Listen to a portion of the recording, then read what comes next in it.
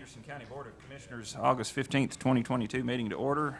We will start with a prayer by Commissioner White and the pledge by Commissioner Meade. Stand, please. Our most kind and precious Heavenly Father, we thank you for a beautiful day that you've let us live through. We ask you, Lord, that you would help us as we discern your business tonight here, that you would bless our minds, our hearts, and our words as we go through this business meeting. In Jesus' name we pray. Amen. Amen. Please join me in the salute to our flag. Hand salute. I pledge allegiance to the flag of the United States of America and to the republic for which it stands, one nation under God, indivisible, with liberty and justice for all.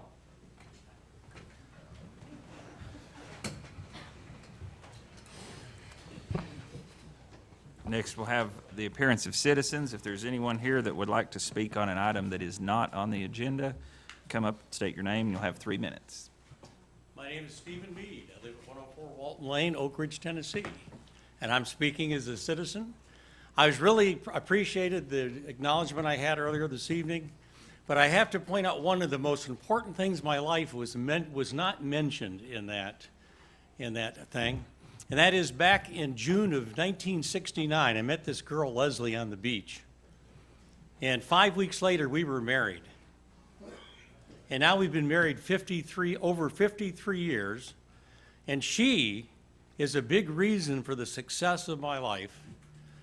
She encouraged me to go on to college when I had a chance, the Navy, to get an engineering degree and on active duty. She encouraged me to go ahead with so many things.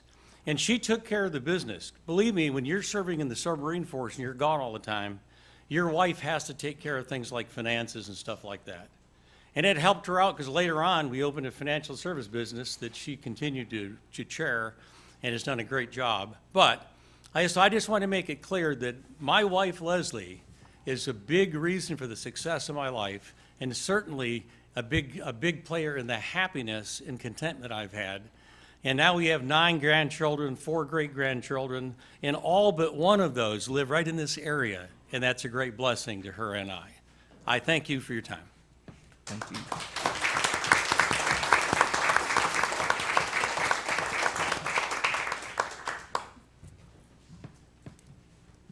Hi, I'm Stacy Pratt with ASAP of Anderson on Charles Severs. I just wanted to take this time to introduce 2 of our new employees. This is Jared Ormsby. He is going to be serving as our prevention coordinator, and Murphy Caldwell. He is our new Emert Corps Vista, who is going to be completing his year of service with ASAP of Anderson. I also,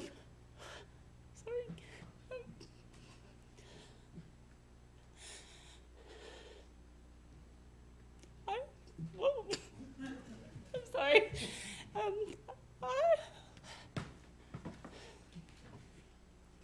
I have accepted a new role at the Tennessee Certification Board as the Executive Director and will be leaving on September 1st. But I just wanted to thank you all for all of your service to Anderson County.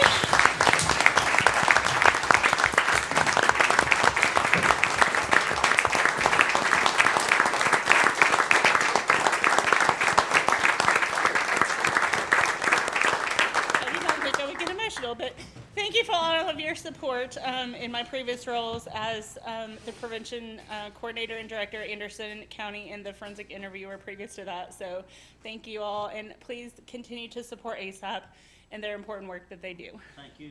Thank you.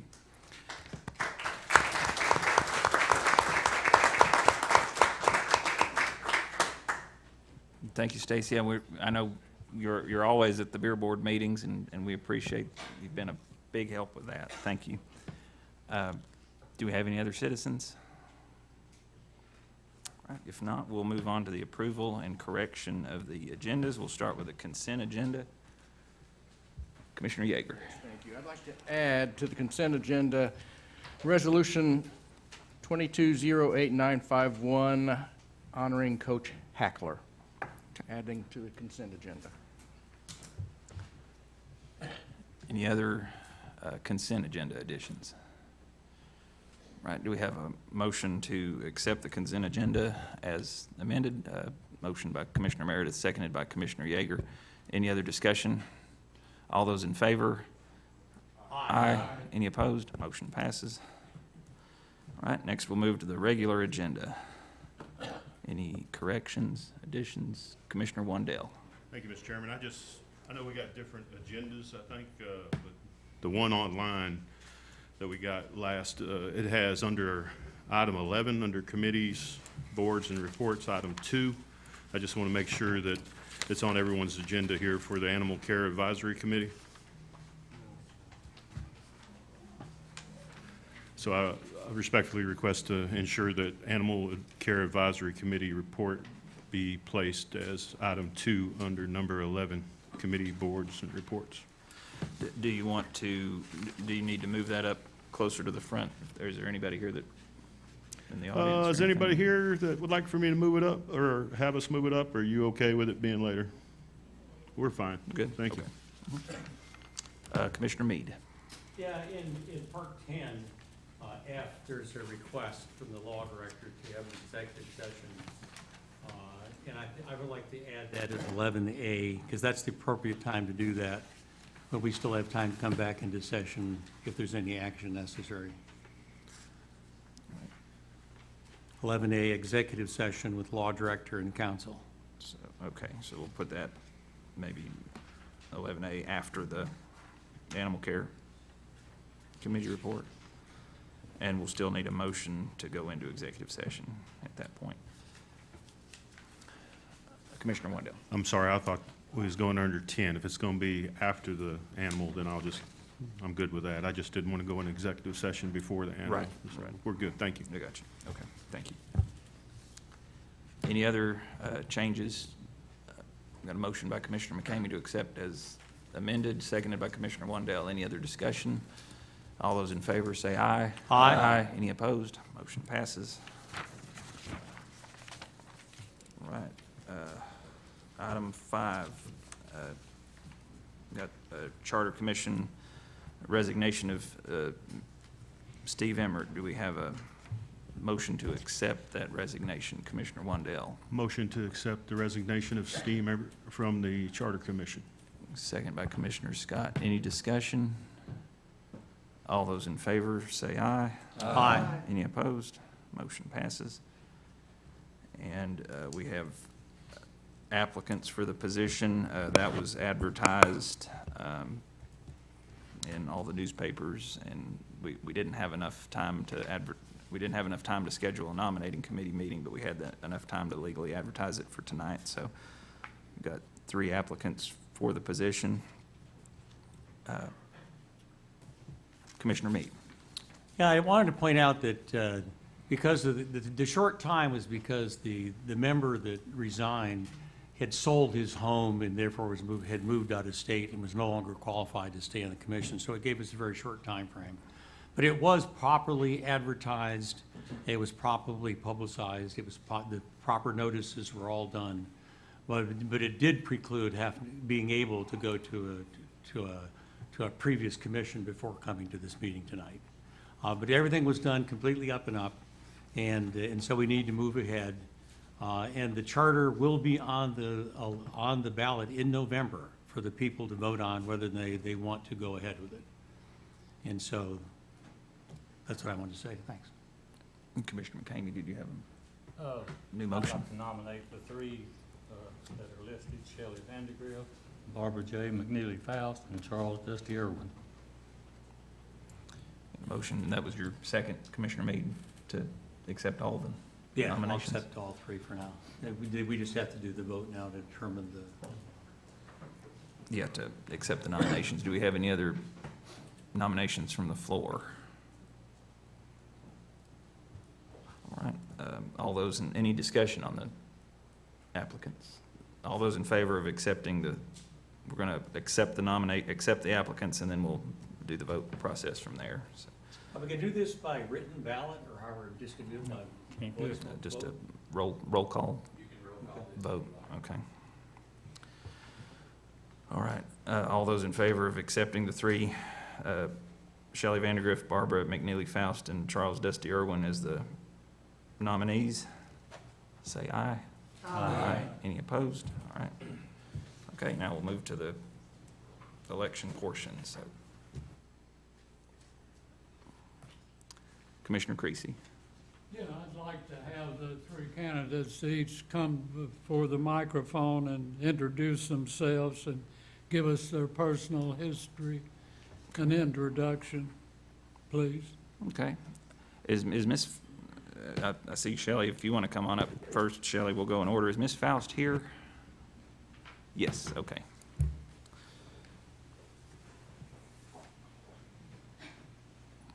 Good evening. My name is Shelly Vandegriff, and I am from the 3rd District, 130 Mcneely Lane in Clinton, Tennessee. I did apply for this position because I just wanted to make sure that this district had some strong conservative representation as we move forward. My understanding is that we are in the last days of creating the proposed charter, so I would serve. I just wanted to volunteer to serve at the pleasure of the commission and the people of the 3rd District. Thank you. Ms. Faust, do you want to come up and introduce yourself?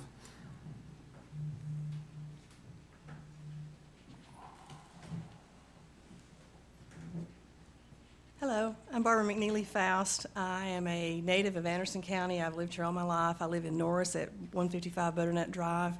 I want to serve on this committee because I have had a lot of service duty. I've been a nurse for over 50 years. I have been in the military. I was retired as a captain in the Army Nurse Reserve Corps. I swore in during Desert Storm.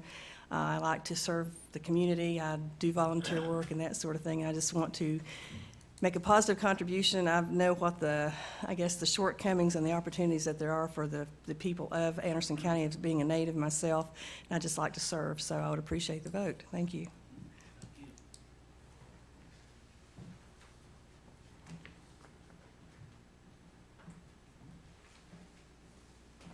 Good evening. My name's Dusty Irwin. I've served on this commission with several of you, and in retrospect, looking back, it was a tremendous pleasure. I never regret a day that I served with you folks. As all of you know, I was part of the active campaign for the petition of the Charter Commission, and I later ran for the referendum, after the referendum, to put myself forward as a candidate for the Charter Commission in District 3. I received almost 19, in the order of 1,900 votes, people that supported where I was and my thought process. All I'm asking is to allow me to serve, just to see closure on this process. I commit myself to be independent. I commit myself to serve the people of Anderson County District 3. And I commit to do what's right by the county and accept whatever comes out. The people of this good county chartered, they did a referendum and asked that we, the county, put forward a solution for them or an opportunity for them, and I would just like to see it closed. So I appreciate your service, and I would love to serve in this capacity, even for the short time ahead, to see it to completion. God bless you all. Thank you. Jay, can you give us a breakdown of when this goes to the ballot, and then what the Charter Commission's terms are? I think I've heard some conflicting information about it, if it's a lifetime appointment or a 10-year appointment or something like that. No, it's not a lifetime appointment. It goes to the ballot. It has to be turned in to the Election Commission on the 24th, so it's rather quickly. Be on the ballot in November. If it doesn't pass, that's it for the time being, unless somebody brings it back up in the future. If it does pass, it doesn't go into effect until 2026. The reason why is it has to start after the existing terms of the county commissioners. So they start here, and so the new term starts September 1, so it would have to start after this commission expires. At that point, there's 2 years before any referendum can be brought about, and that is when they'll have to elect a new Charter Review Commission at that point. That's if it passes. The Charter Review Commission will take a look at it every 6 years, and there's basically 4 ways that it can be amended in the future. But every 6 years, I think some of you in Oak Ridge know they'll have a Charter Review Committee every so often. Ours would be every 6 years where the citizens come forward. But that's not the only way it can be amended. It can be amended by recommendation from the county commission for a referendum by citizens petition, and also recommendation from the charter commission, and also by court order if there's any type of litigation involved in it. But that's where it stands. Any specific questions that I can help you with? So if it fails in November, then the Charter Commission dissolves? And Yes, then sir. if it passes, that commission dissolves in 2026, and we would... Right. So Okay. we'll have to elect a new one at that point. Okay. Commissioner McCamey. So, in 9 days, a charter has to be presented to the election commission. Yes, sir. So what's the purpose of the charter commission between now and when They've it goes got, on the I ballot? think, 3 scheduled meetings here. We want to have a representation from District 3, of course. And they've got some, I think, major issues to iron out here. They may have to have another meeting before that, but it's all got to be turned in.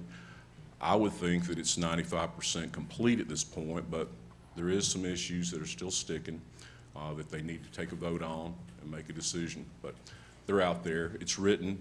We've actually got different options to insert depending on which way they go. But that's what's left. Annette, how many meetings do you have left publicly? 3. Okay. Okay, thank you. Any additional questions I can help you with? Commissioner Creasy. Yeah, and again, if it fails in November, then the board will be dissolved and we go back to our constitutional form of government That's correct, sir. like we used to be. Like we are now. Yeah, Yes, sir. thank you. Yes, sir. Commissioner Mead. Yeah, I think it's important to note that I've been on the Charter Commission since it initially started. I think it's important for people to realize it's been a long time since this started, okay? Because initially, 7 of the 8 people elected were basically had come out not favoring even doing a charter. There were a number, now, in my case, I just said if we're gonna do one, we wanna do one that's advantage to the people, not to any particular group. And so we started meeting, and then the final vote was that we think we shouldn't do a charter, and we submitted that to the state. And then after about, 3 years or so in court, and back and forth, we were ordered by the court that we would prepare a charter. And so we took it upon ourselves to start meeting regularly. Okay, but there was a period of years that we did not meet because we were just waiting for the state courts to respond.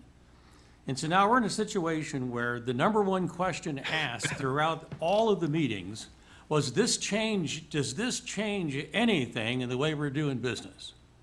Because I'm telling you that the way that the business is done in the county, within all the departments and stuff, we did our very best to not change anything and just formally adopt the way we were really doing business.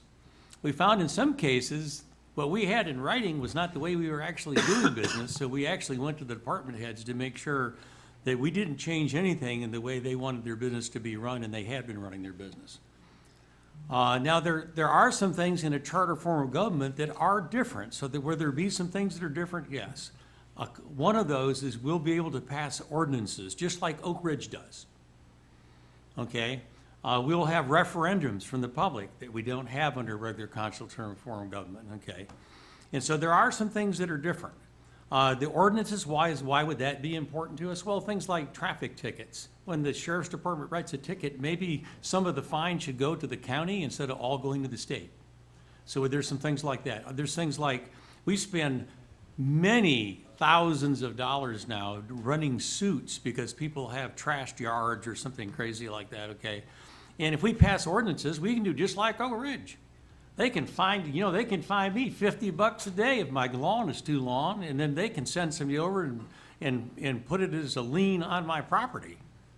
And personally, if you live in a nice neighborhood, I think if your neighbor's house has grass that high, you probably do have a justifiable complaint, and maybe there should be an ordinance about that. Well, in the county, we can't do that now. We have to go to court. We have to get a court date. We have to spend a lot of time pursuing all that stuff. And then a typical tactic is somebody saying, well, this date that you scheduled for my case is really not good for me. Can I reschedule it? And quite often, the courts just will schedule out now, and it ends up costing us more and more money. And so instead, it would be a lot more efficient to have things like the ordinances. Now, they're still hard to pass, but it still gives us the opportunity to do some things that we couldn't do otherwise.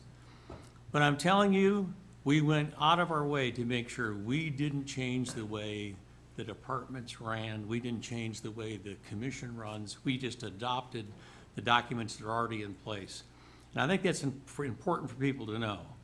And I'd be glad to go through, the charter is about 42 pages long because state law has a section of law that says a charter government must include all the following sections and following topics. And we have some experience with other counties that have established charter forms of government that in some cases it took after they actually submitted it. It took like 8 or more years to have the state finally accept their charters after a long series of expensive court cases and challenges. Knox County, one of our neighbors right here, had that very experience. It took them, 8 years before the courts actually approved their charter. And so that's just kind of a little bit of background. And so that's what this person's walking into. This thing has basically been gone through with a fine-tooth comb. And now we're looking at little grammar errors and little things. There was some discussion about whether or not we would have a Declaration of Rights, which basically parallels the state Declaration of Rights. I was a big proponent of that because I think too many people don't understand what our rights and responsibilities under the state constitution are. So I think having a ready reference without them having to look it up online and go into the state websites would be a good thing. And so that's just a little background of what this is all about and what these people are walking into. But basically, this thing has to be ready to go and submitted in its final form on the 24th. So there's not a lot of time. Thank you. There is a little bit of clarity. There's no proposal to write citations for your grass being too long. No, that would be something the commission would decide later. None of that was written into law. Only thing that will be in the charter is that there is a permission with 2/3 majority votes to do things like have ordinances for limited things. How do we need to organize this vote, Jay? He's already put all 3 in nomination, so you ask each commissioner as a group to go ahead and cast their vote for one of the 3 nominees. The member, if you don't get 9, the member with the lowest vote count drops off. Then you go to the second round, and you should be able to get 9 on that second round. Okay. You need 9 to be appointed. Okay. Annette, can you call the roll? Well, what we're talking about doing is to go ahead and do the roll call, and like say, for the first person. Yeah. Vote yes, and then we'll clear that out. Second person, vote yes, clear that out. First person, and then I can tell it. Okay. That sound all right? Yeah, we can do that. Is everybody all right with that? I would recommend the first time around, we just give the name of the person that we're selecting. And then from there, we can instantly go to 2. Well, they have to record, they're gonna have to record the vote, so Yeah. we're just trying to get the most organized way they can get the.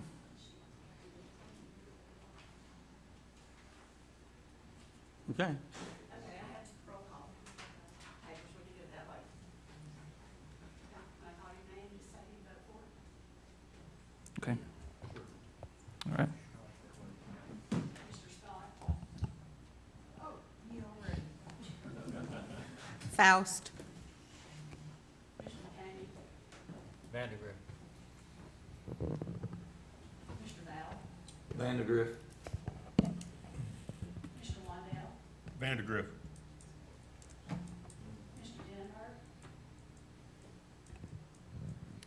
Faust. Vandegriff. Faust. Vandegriff. Faust. Irwin. Faust. Vandegriff. Vandegriff.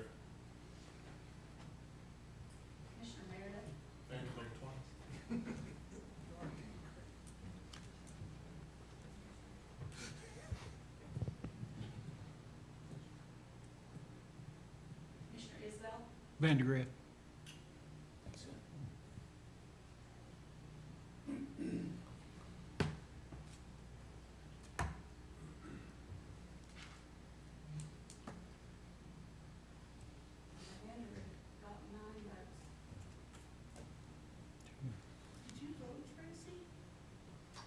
Yes, they was gonna let me vote twice, but I decided to let the other Waddell vote. We've got, Shelly Vandegriff received 9 votes. Faust was 5. Irwin was 1. Okay. Congratulations, Ms. Vandegriff. And Mr. Irwin, thank you for your service. I know you're on several boards. Ms. Faust, if you'll stay in touch and you're interested, I know we've got openings on the beer board, I think, and if you're interested in serving, we would be glad to have you. Several, Yes. yeah. Thank you.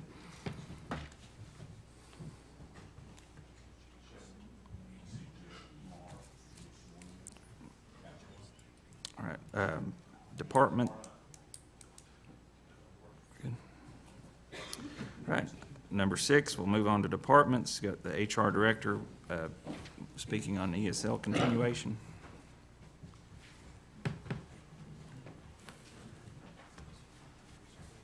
Good evening. While you all had taken a break, I laid a paper up at each of your seats, so you should have that. It's just a printout of the email that I'd sent you. The reason I wanted to speak to you specifically is this was brought forward by the HR Advisory Committee, which is your elected officials that are department heads, that this was the only action item that we had. It did go before operations, so however you all want to vote, I don't care to give you the information. If you want to vote now or later, that's fine, however you want to do that. The items that I'll be speaking to, I highlighted in green on the first and the second, page 1 and page 2. The rest of the documentation is just support, so you don't have to search through your minutes for it. The recommendation that come from the HR Advisory Committee was the reinstatement of the 5-day paid emergency sick leave related to COVID. It's upon an employee testing positive for COVID. That did pass operations. There are a couple of items, if you elect to approve it as a committee, that we will need to add in, such as the effective date. As you probably already know, the paid ESL did end June 30th. So it would be my recommendation that we back up with the July 1 date, so we make sure that none of the employees who have been sick with COVID during that, if you elect to pass it, is not punished for anything. And we'd have to have an end date of the ESL included in that. And then the other part would be the continuance of the initial 2020 FFCRA emergency sick leave, meaning the employees who have already expended prior ESL hours will not receive ESL moving forward. Or you have the ability to reset the ESL to meet the Tennessee Department of Health and CDC recommendation and guidelines, meaning that if an employee tests positive with COVID, they would have the ability to use ESL up to the 5 days in accordance with the regulations, despite any prior ESL granted. So those two would need to, those are the facts that would need to be reviewed. A couple of items mentioned during the Operations Committee meeting, and it's on page 2. that I feel worth our bringing up to your attention today. There was a no vote at the HR Advisory Committee meeting level that led to the discussion of the financial risks that are tied to ESL. You can see on the attached what that looked like since 2020 to present. The mayor also took time to highlight the current options being made available by other government agencies related to emergency sick leave. So you see that there's 10 that are not providing paid ESL. There's only one, which is the city of Oliver Springs, that is providing exact paid emergency sick leave as it relates to an employee testing positive under the Tennessee Department of Health guidelines. And then there are 4 more that have other factors that are involved in regards to ESL. So that's all I wanted to present. If anyone has any questions. Commissioner Meade. Yeah, I have really a question for the law director. Is there any, I know the state constitution has big restrictions on post facto law of any kind. For backdating something like this, are we gonna be in good legal position? Backdating until back to June 30th, the ESL continuation, since that's now going back into the past. This is a personnel policy, not a law. Oh, okay. Okay, I understand. Thank you.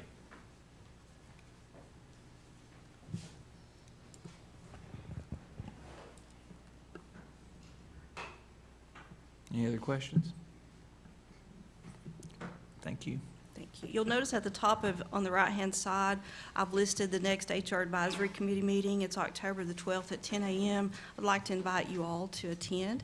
If you read over our minutes, you'll see that we've had some really good conversations on how we're working to recruit and retain employees. So you're more than welcome to join us. Thank you. Thank you. Next, we've got the Anderson County Highway Department ARP funding. Gary Gary out in the hall? Yeah, he's up there. Might be coming.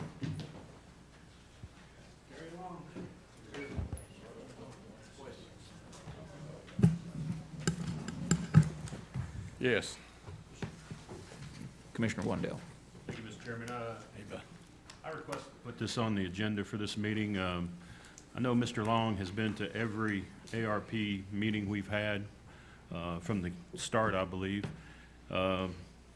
Mr. Long presented us with a list of roads some time ago at one of the meetings, maybe both of them, but I think it was roughly 35.7 miles or something like that he'd like to pave. We're going to be undertaking $3.3 million of expenditures in ARP funding here a little bit later, and some of those are for the EMS and sheriff and others, but it's important to me as a commissioner that the infrastructure, those cars and EMS units will be traveling on, sheriff, that we have roads that are adequate. I know that in the highway budget, Mr. Long doesn't usually have a lot of excess funds for paving roads, and I think that's why he came to the group for the ARP funding, is to get that done. Now, in operations, we did discuss other issues with all the rain and the need for ditches and the slides and the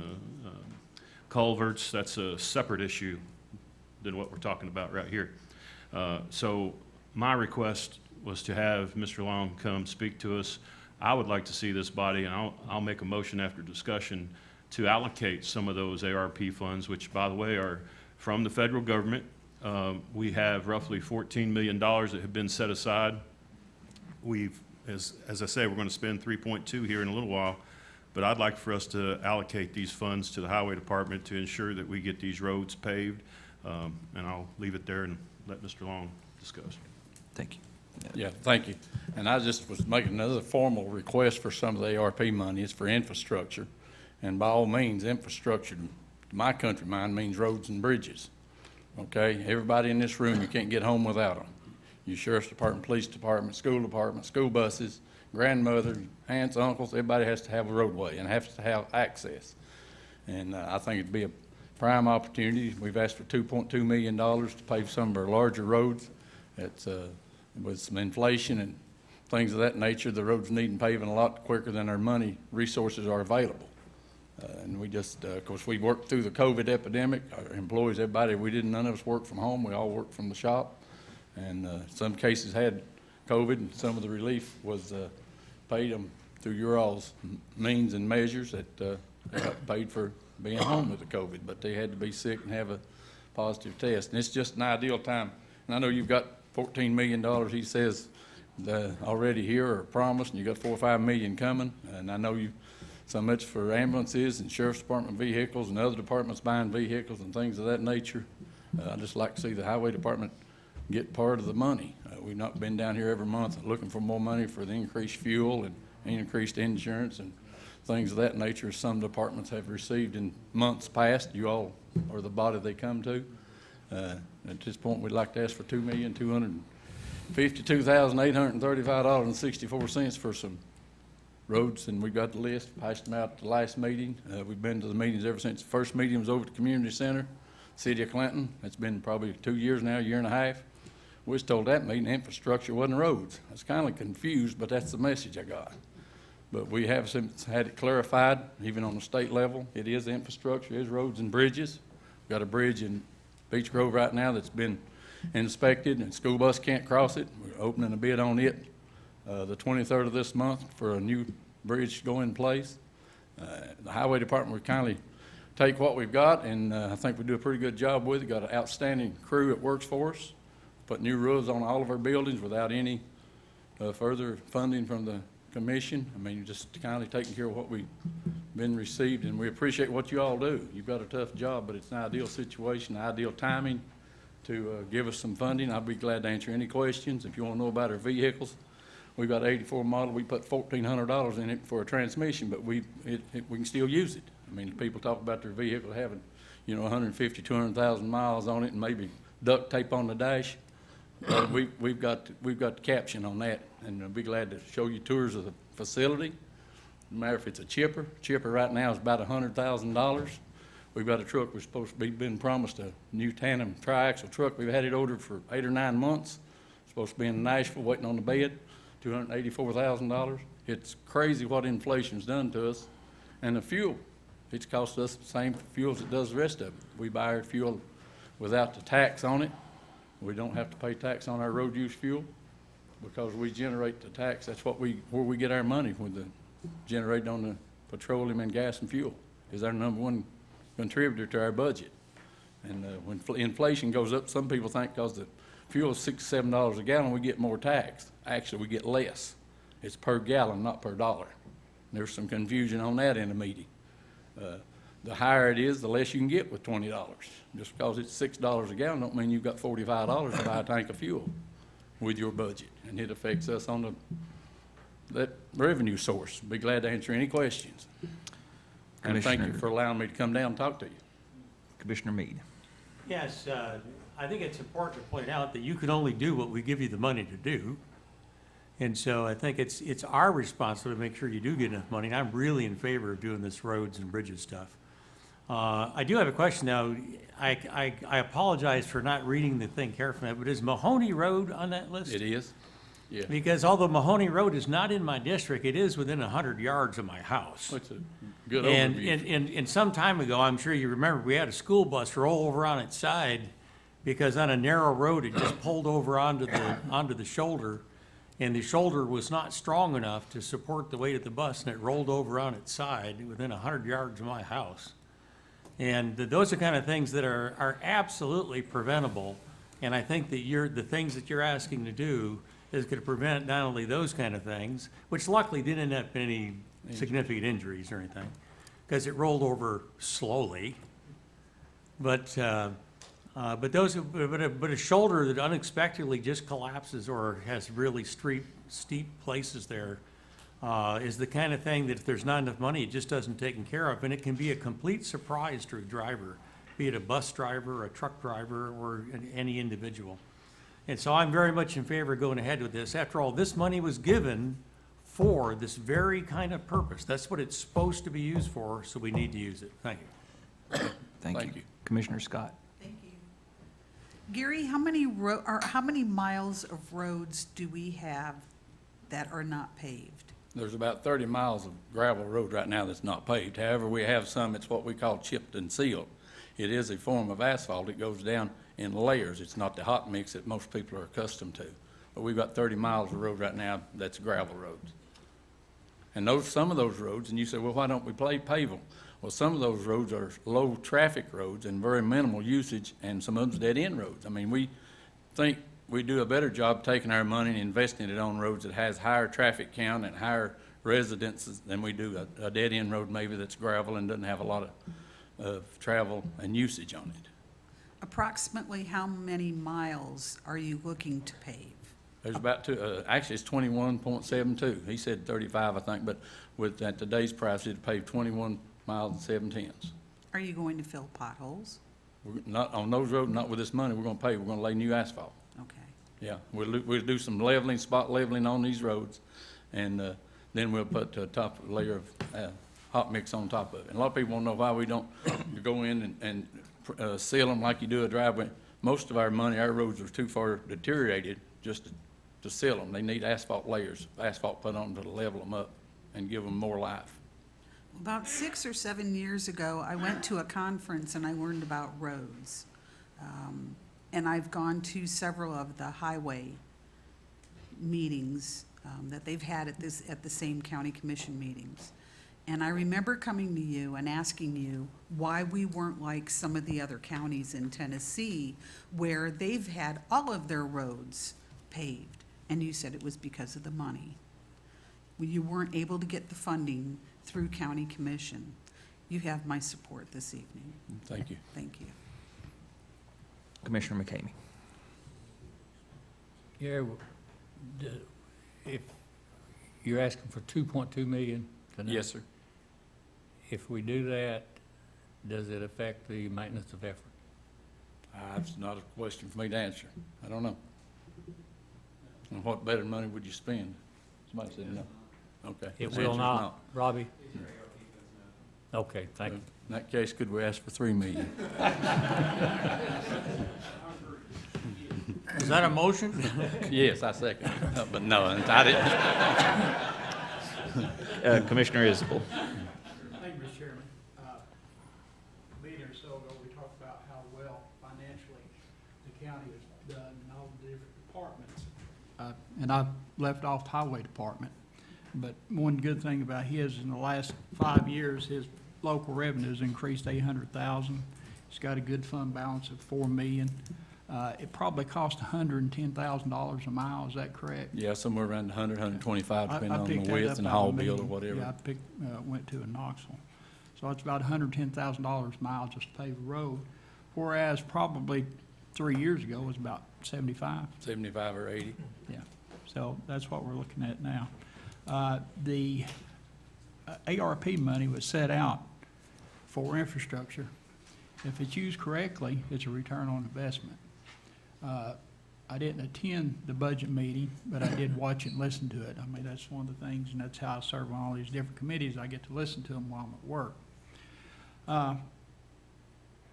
With that being said, it looks like that's probably going to pass.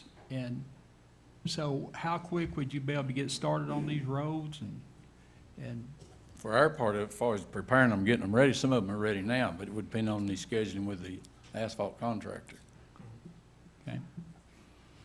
Robbie, you mentioned since it was ARP money that it didn't affect the maintenance of effort. If we took it from the, I haven't heard the motion yet, but if it came out of just the unassigned fund balance, does that affect the maintenance of effort?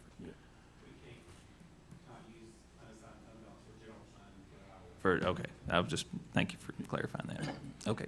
And Mr. Chairman, the other thing that came out of that meeting that I attended in Knoxville was about their planning and zoning, where they've actually turned down some new developments because they don't have the infrastructure. And they don't have, although Knox County is pretty self-sufficient because of their revenues that they have coming in, they've decided not to do some of their big developments because of infrastructure. So that's one of the things that we got to look at. You know, we've got a lot of different things happen, like we talked about in operations. We've got water runoff, different directions. We've had more rain, I think, this July than we've had in a long time. So I just hope going forward with this ARP money, we really look at it and think what everything that we spend has got some type of return on investment. Thank you. Commissioner Smallridge. Gary, I take it these roads are already paved at some level? Yes, they But they're are. in Yeah, such they're- poor, yeah. poor Yes. condition that they need to be over paved again? Yes, sir. They are all paved, hot mix roads, yes. Deterioration in the condition they're in, they need some new asphalt put on them. So these would be your high priority projects? Yes, sir. Thank you. Commissioner Isbell. I've got one more thing. In one of the meetings that we talked about is the need for the water, and I think there was another grant that we applied for as well, CBDG grant, is that correct, Mayor? That one we have. I think Robbie put that on in it went through budget. Yeah, that one's already been, that's been approved, so we got the money, the matching money already set aside for that, because that's real important, water in Anderson County. Thank you. Commissioner Wandale. Thank you, Mr. Chairman. Gary, what are the roads that you're looking to pave? We got a portion of East Wolf Valley from Fleener Mill back down to State Route 9, they call it, 25W.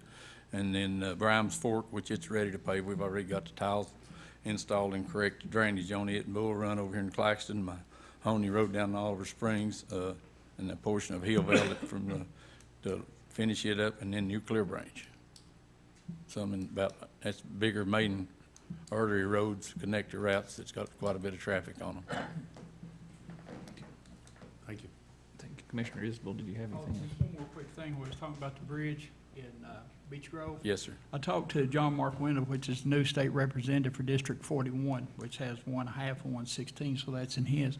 And so he's got with TDOT as well, and they've sent me a letter, which I haven't received yet, because I asked, they went from like a 60-ton bridge down to a 3-ton bridge, and Gary, myself, and Commissioner Val, we all went up there and looked at it, and the sheriff was with us and did a video, and I sent the video on to the state for them to look at and try to reevaluate that, because we got haulback trucks going across it every day.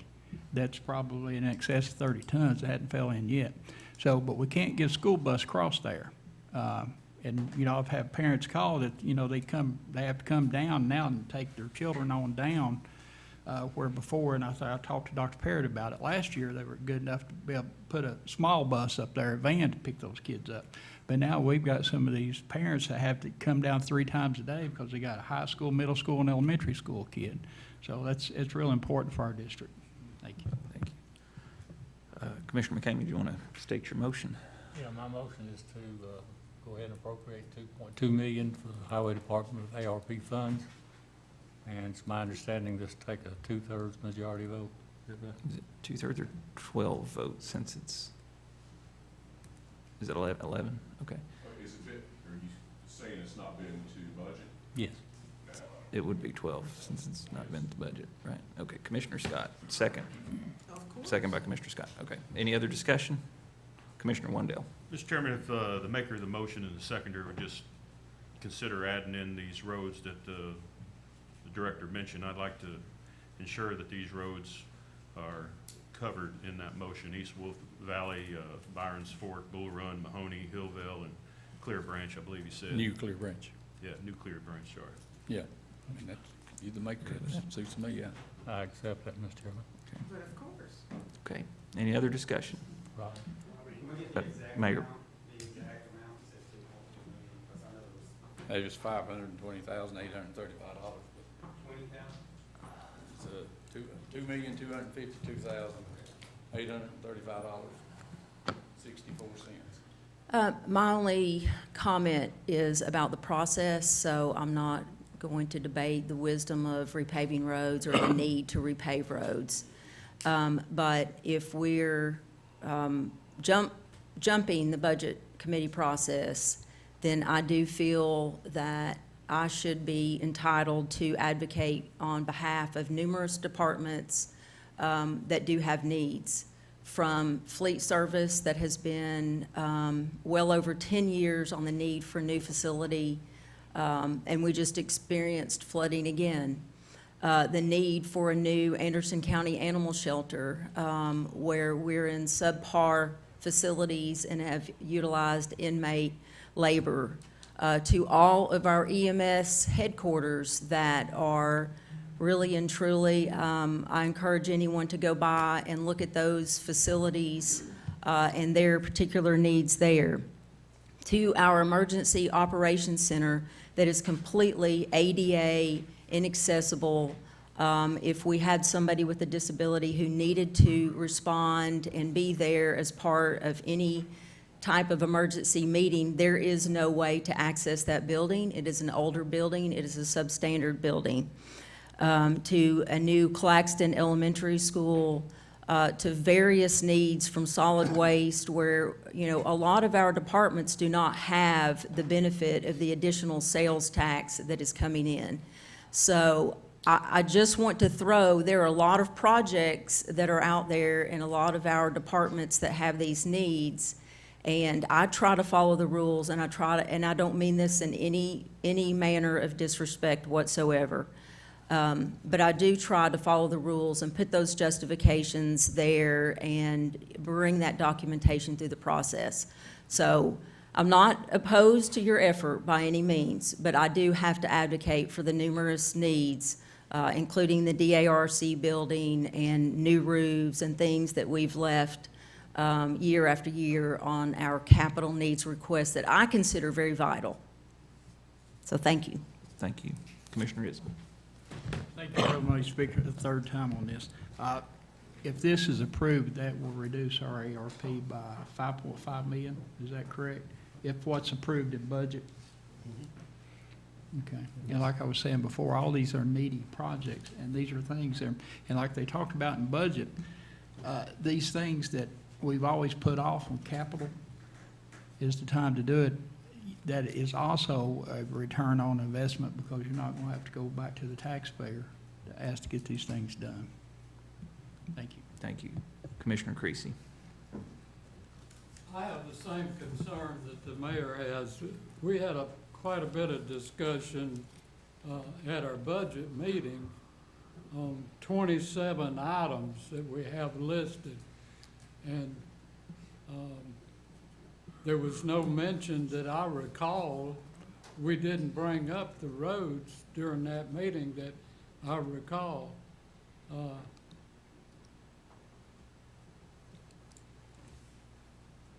I think this ought to go back to the budget committee.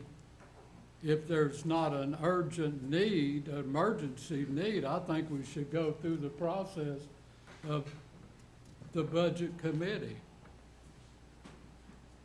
That's my point. Any other discussion? Commissioner Meade. I'd like to point out we are following the rules. If it doesn't go to budget committee, then it takes a supermajority vote in commission to go ahead. That's what the rules say. Yeah, I didn't say it wasn't following the rules. I just think it ought to go to the budget. I said, I was pretty sure you understood what I was gonna say, but I wasn't sure if everybody on the air and in the audience would know that. That's what the rules say. There's take special votes if you do special things. I think that right now, because I have a little bit of knowledge in doing roads and stuff like that, that getting on the list to get the asphalt and stuff is an issue. It's that time of year to be paving. We can't do it in December. Yeah, and you're approaching a time of year where the weather is such that you can't really do it. Well, you got.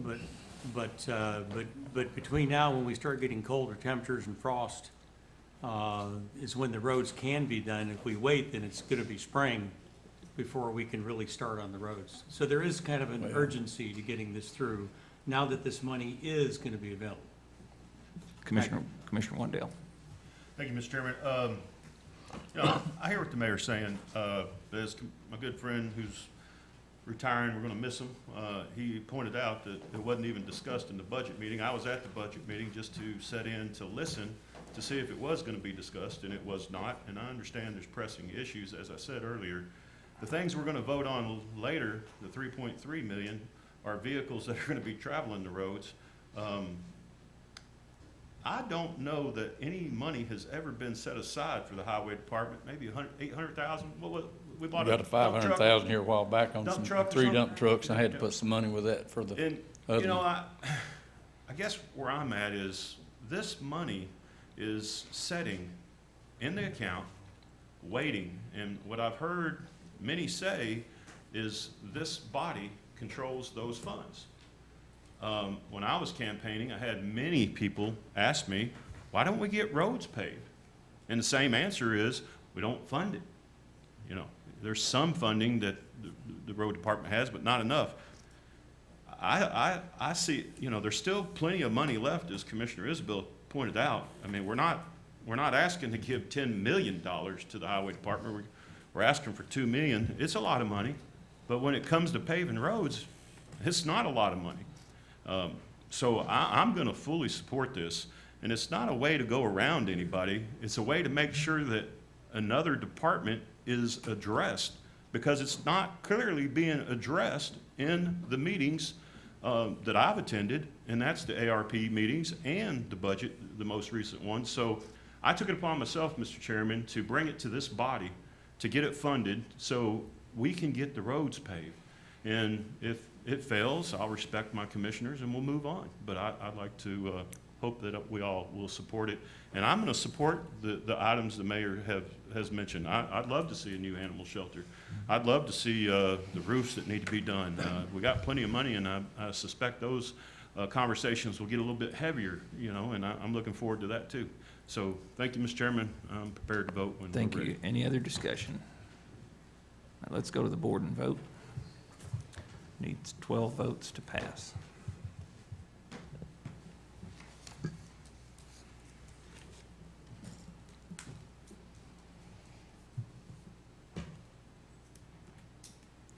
Fourteen yes, 1 no, motion passes. Thank you all. We really appreciate it, and we'll get them paid. Thank you a bunch. Mr. Chairman, real quickly, Gary, I had an individual lives off Tillery Road, said one of the bridges out there at the end, before you get into Knox County, is missing a guardrail. Yes, there's an accident on that bridge, and so they're at the intersection of Knox County. We're going to reinstall a guardrail. Thank Yes, you. sir, I'm aware of it, and thank you. And I hope you can get us 35 miles of road done by 2 million. We're working on it, but we do appreciate it. Thank you all for what you all do to help me with my job and my employees. Thanks. Thank you. Thank y'all. Commissioner Smallridge. Yep. I'd just like to make a comment. I voted for this motion, but I do think the mayor has a good point, and I think, you know, we need to look at the remaining projects that we've talked about and get a price tag and say, okay, we've got $25 million worth of projects here. We've got $6 million left. How are we going to apportion that out? I'm not sure we've ever done that, you know, comprehensively. So, again, I voted that because I think roads are critical, but so are a lot of other things we're talking about. Thank you. Thank you. Move on to committee reports. Purchasing report, Finance Director Robbie Holbrook.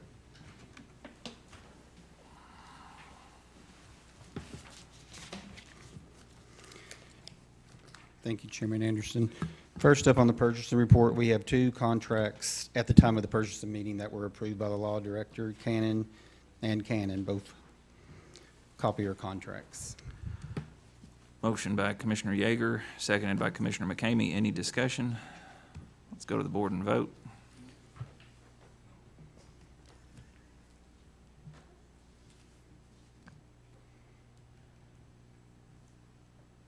Motion passes unanimously. Okay, thank you. Contracts pending law director approval, they've all been approved now. There are 6 of them seeking approval as a group. I'd be happy to answer any questions. Motion by Commissioner Yeager, seconded by Commissioner Meredith. Any discussion? Let's go to the board and vote.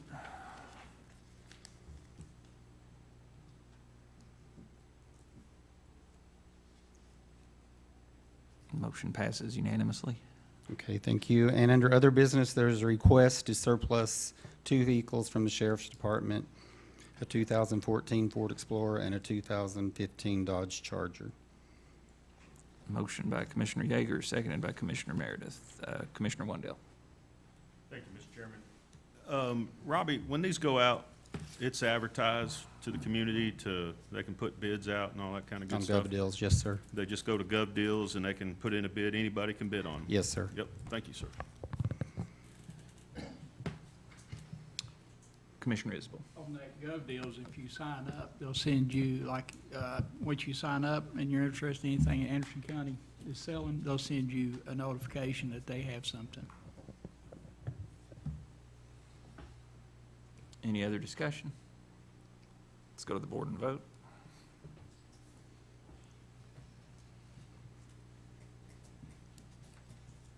Motion passes unanimously.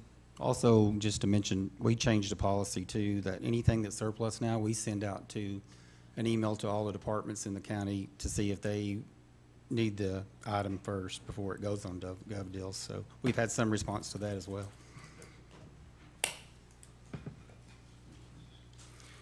Okay, moving on to the budget report, the cash and fund balance report. We still are unaudited and we didn't get numbers yet for the new fiscal year. So a lot of these numbers are not what they are going to be, or some funds are, but like general fund, the schools, highway, EMS, those are all going to change. Some of the other funds where we've had less activity, I have changed them, but anyway, just for clarification, general fund, unassigned fund balance is $6.9 million, almost $7 million. Total fund balance, $12,778,790, and cash is $15,379,674. So any questions on, I should be able to bring you a new report next month that has everything rolled over. Still unaudited, but we have discussed with auditors. Thank you. Commissioner Wendell. Thank you, Mr. Chairman. Robbie, did we get the year-end numbers? Is that what you're saying, or? We haven't gotten them yet, no. We didn't get to close out. We were supposed to close Friday. We did get to close at the very end of the day, but not in time to get reports, and we're still having a couple of issues in two funds. So I think we'll get those worked out tomorrow and could have, I mean, if it was another day, it could have been done, but no. So when the year-end numbers come in and there's monies turned back in, hopefully, how do those funds work? Well, all the expenditure accounts, well, some revenue accounts from the courts, the general sessions, chancery, we have revenue funds that are restricted by law, and we move them into the restricted codes. They increase. I look at what's spent throughout the year in some of the codes that come off, and I do a report for the auditors, and they balance back to it. But the revenues and expenditures roll. Anything that's not spent will roll into fund balance, and each of these funds fund balance. So like any money that's not spent in the highway fund will roll into that. It rolls into the highway fund. The same for general fund, schools. So they stay with the fund? They stay with the fund, yes, sir. So when we pass the budget that's been requested in these funds, when do we get updated what the new numbers are? Is that what you're saying? I You're gonna think you will update? get updated next month, yes, Thank sir. you. I thank you for answering my questions. No problem. Thank you. Okay, for the sales tax report, June report, the county as a whole, $4,005,779. That was down 5% from last June. The county's portion, $536,246.75, which was down 12%, but still a really good number. So sales tax is starting to level off, but we're still, we're doing well in sales tax still. Any questions about the sales tax report? Okay, if none, moving on to appropriations. Group 2, appropriations from the school department. There are 6 of them, 5 through 10, seeking approval as a group. The motion to approve as a group by Commissioner Wendell, seconded by Commissioner Jamison. Any discussion? Let's go to the board and vote.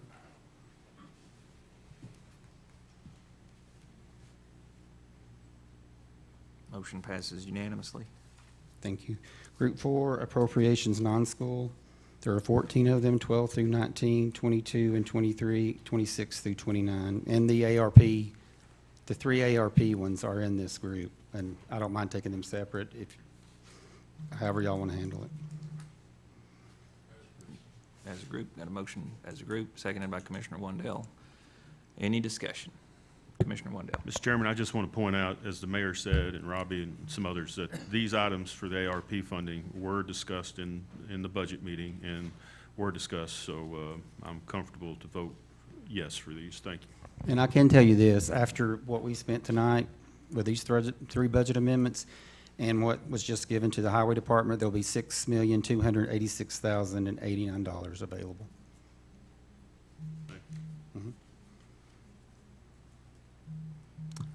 Commissioner McCamey. Robbie, could you point out what the 3 million Yes. is for, So, just for the public? I can. So, 1.3 million was appropriated to EMS ambulances for the next 2 years. That's going to purchase 6 ambulances. Right now, they're on a 2-year delay, even getting new ambulances to their department. Also, $280,000 for EMS budget fund balance adjustment, $175,000 for a family justice center building purchase, $900,000 for sheriff vehicles for the next 2 years. That should purchase anywhere from 16 to 20 vehicles. $225,000 on other vehicles on capital requests, and just, there was some confusion about this.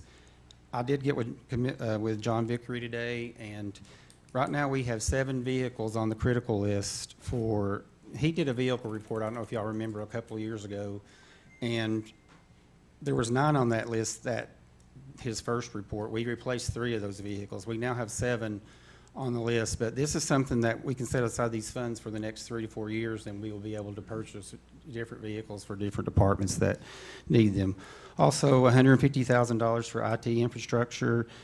The multi-factor authentication is something that the county is going to have to take a hard look at, because our insurance company is possibly going to stop ensuring cybersecurity if we do not do this. So I think it's something that really needs to get done.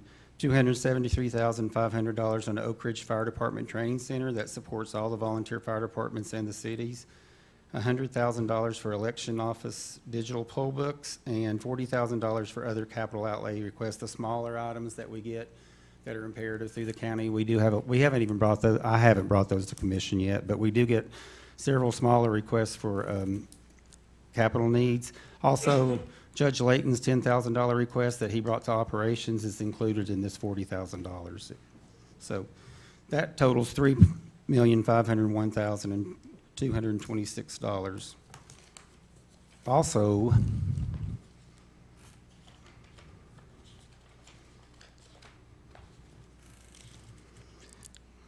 $989,900 is for the witness rooms, county clerk, archives move for the county, and $480,000 is for $30,000 for the Claxton Sewer Project study, and the other is the CDBG grant. Even though we were awarded that grant and we have matched funds, the cost of that project has gone up so much that we are putting an additional up to $480,000 in, $450, excuse me, because $30,000 of that was for Claxton.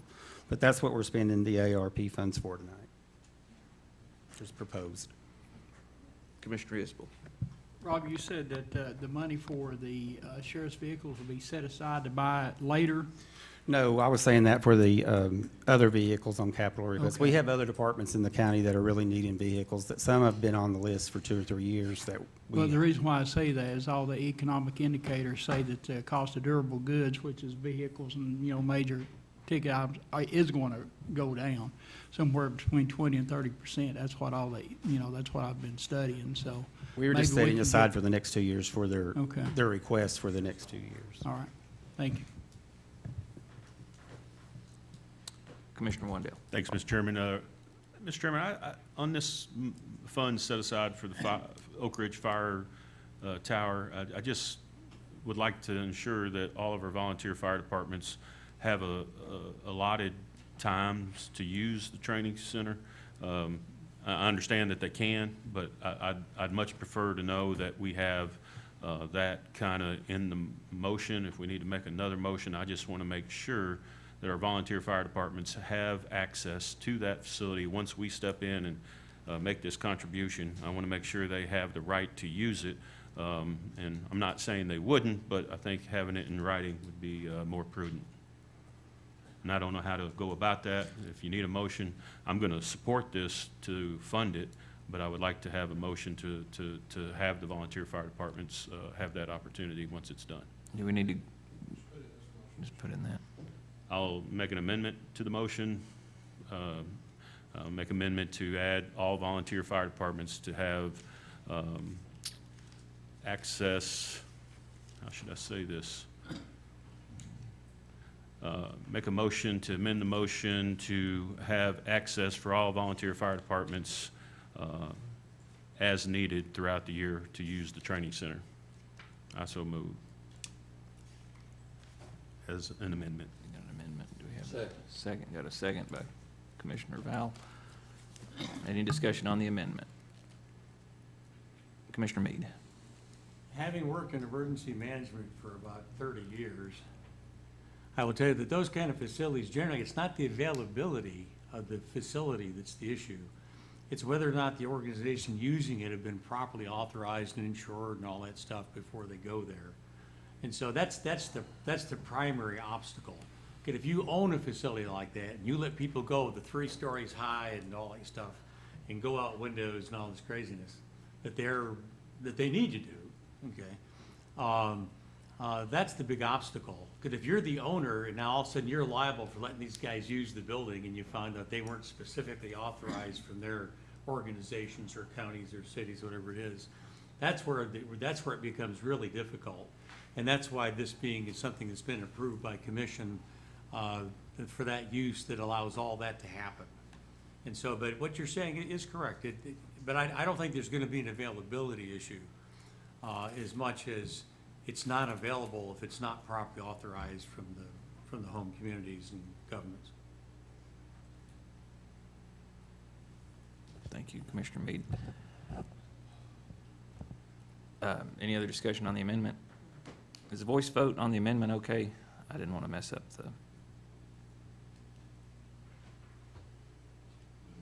the amendment, just the amendment for, okay. All those in favor of the amendment? Aye. Any opposed? Okay, amendment passes.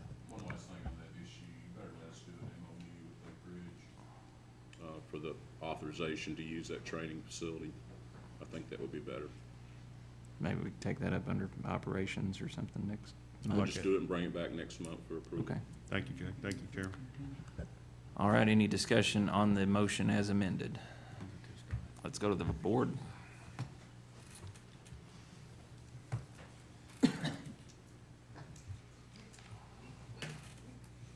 Motion passes unanimously.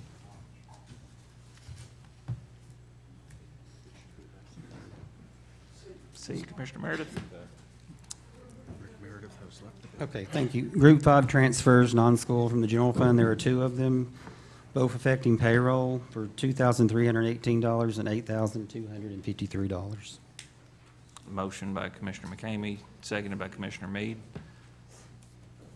Any discussion? Let's go to the board and vote.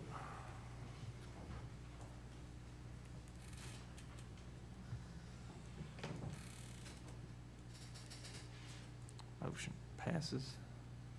Okay, thank you. And Group 6, appropriations that affect the general fund unassigned fund balance. There are 3 of them, 2 from county commission for $1,000, $5,922, and 1 for animal control for $7,666.25 for switches and cameras that have been talked about a lot, so. Motion by Commissioner Wandell, seconded by Commissioner Jameson. Any other discussion? Let's go to the board and vote.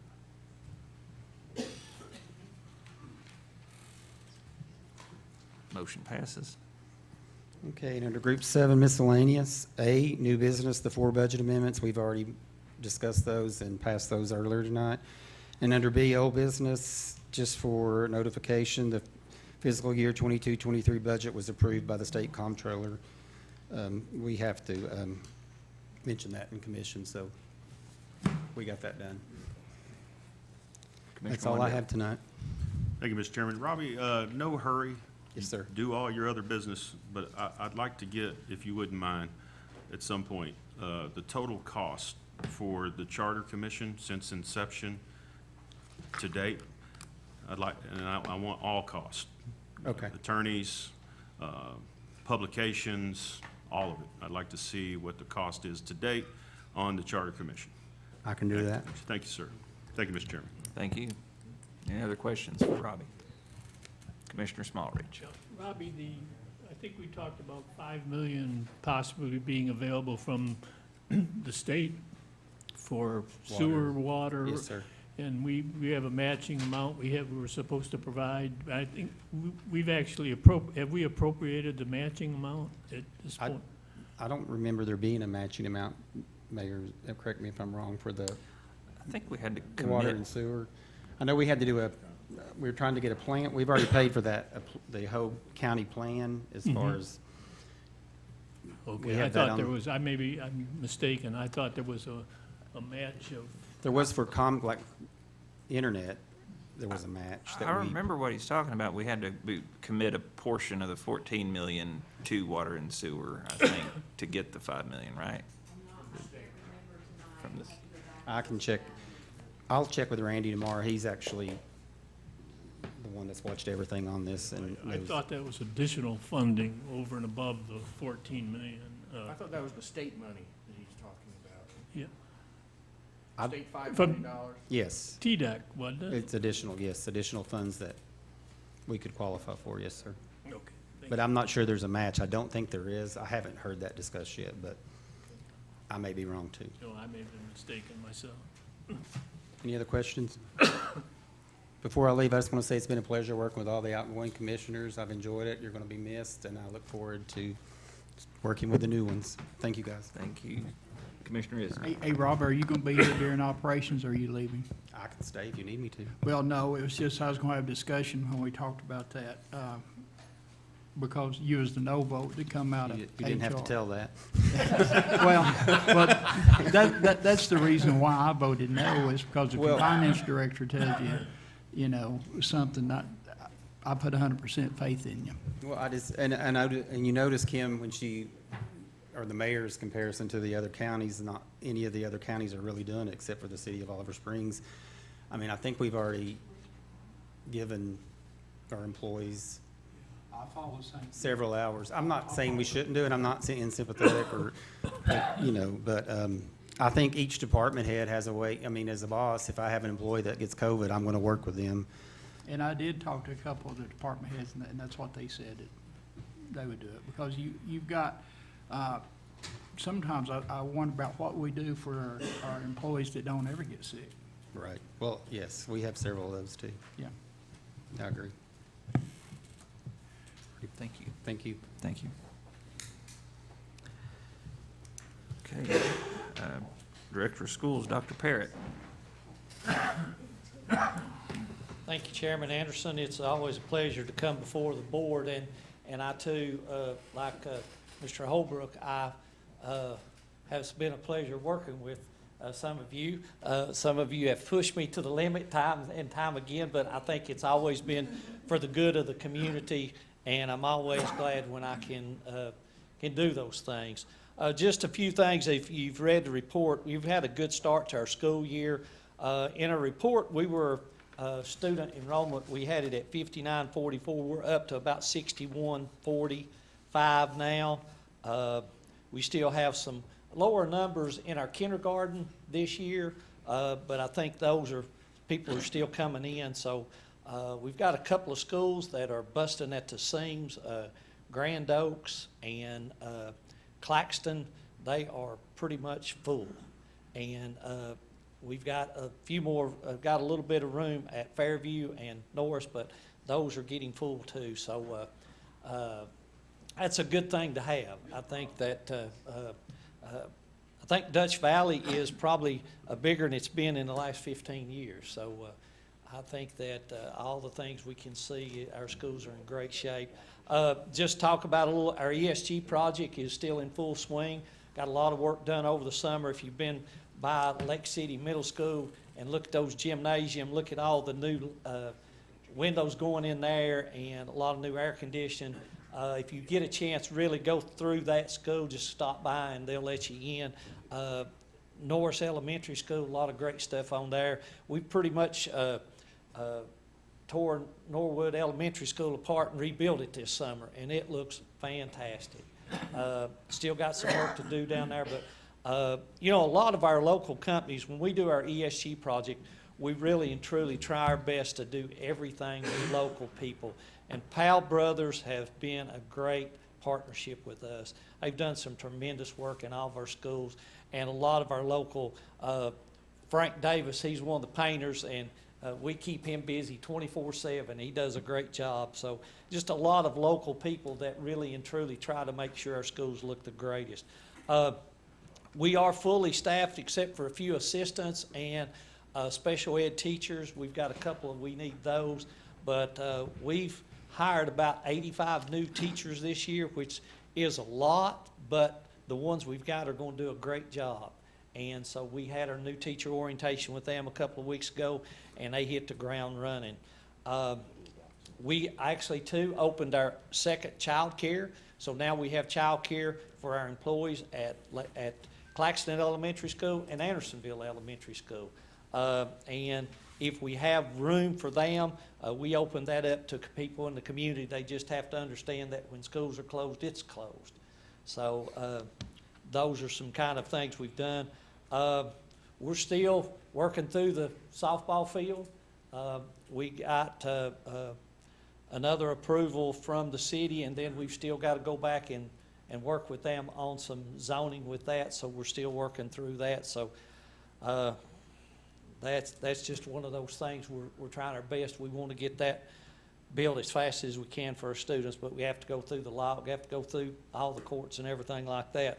And we, like everybody else, over the weekend, we got hit with somebody needed some catalytic converters at Clinton High School, so they decided to come in and cut some catalytic converters off a van. So if the community's out there, if they see anybody selling some catalytic converters, come my way. I may need to buy 3 or 4 to put back on our vans. So, but other than that, I'll take any questions. I hope you did see we've got a new system we've been working with E911 about. It's called SARA system, and what that is, that allows every person in the school that's got a computer in their classroom, if things happen, there's 5 different buttons they can push. And from one, that there is there's something that they need in the classroom. It's not a all-out emergency, but they need an administrator.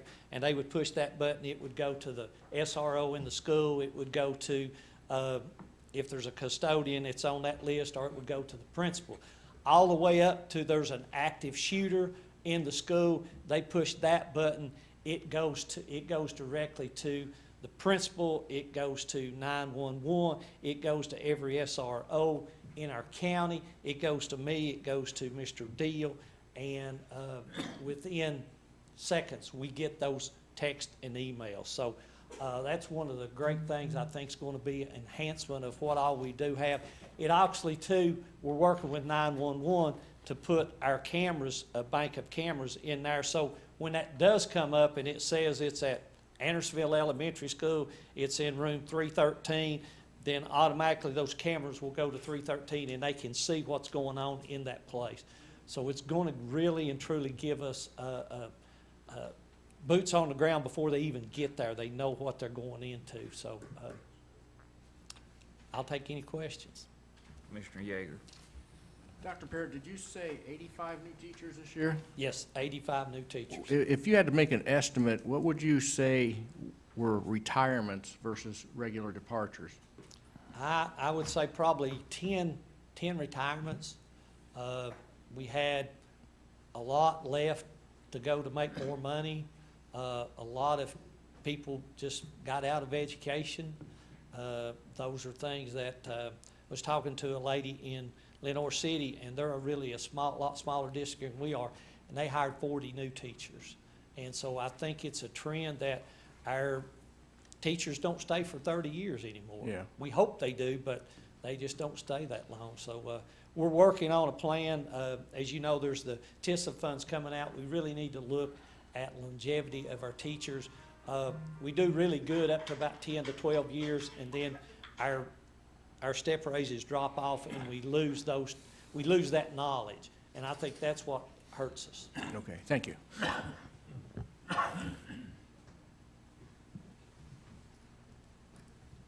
Commissioner Creasy. Yeah, you mentioned you hired some special education teachers, and my concern the news is the polio virus has been detected in the sewers and around New York City. I hope that that doesn't come to our schools for the Yes. younger generation here that may not have had polio shots. Yeah. Our vaccine rate, as far as the ones, and I know I need to make sure this is clear, the only things that we required are what the state has done for years, and that's one of them is the polio vaccine. We have never or will never require COVID vaccines. It's just our board doesn't go that way, and we had somebody that sent us a thing that said, are we still doing it? Well, we never did do it, but I think you're exactly right. We're about 98% of our students that have got all of their shots, and so that's really good. We did see a downward spiral when COVID was going on because they just didn't go to the doctor.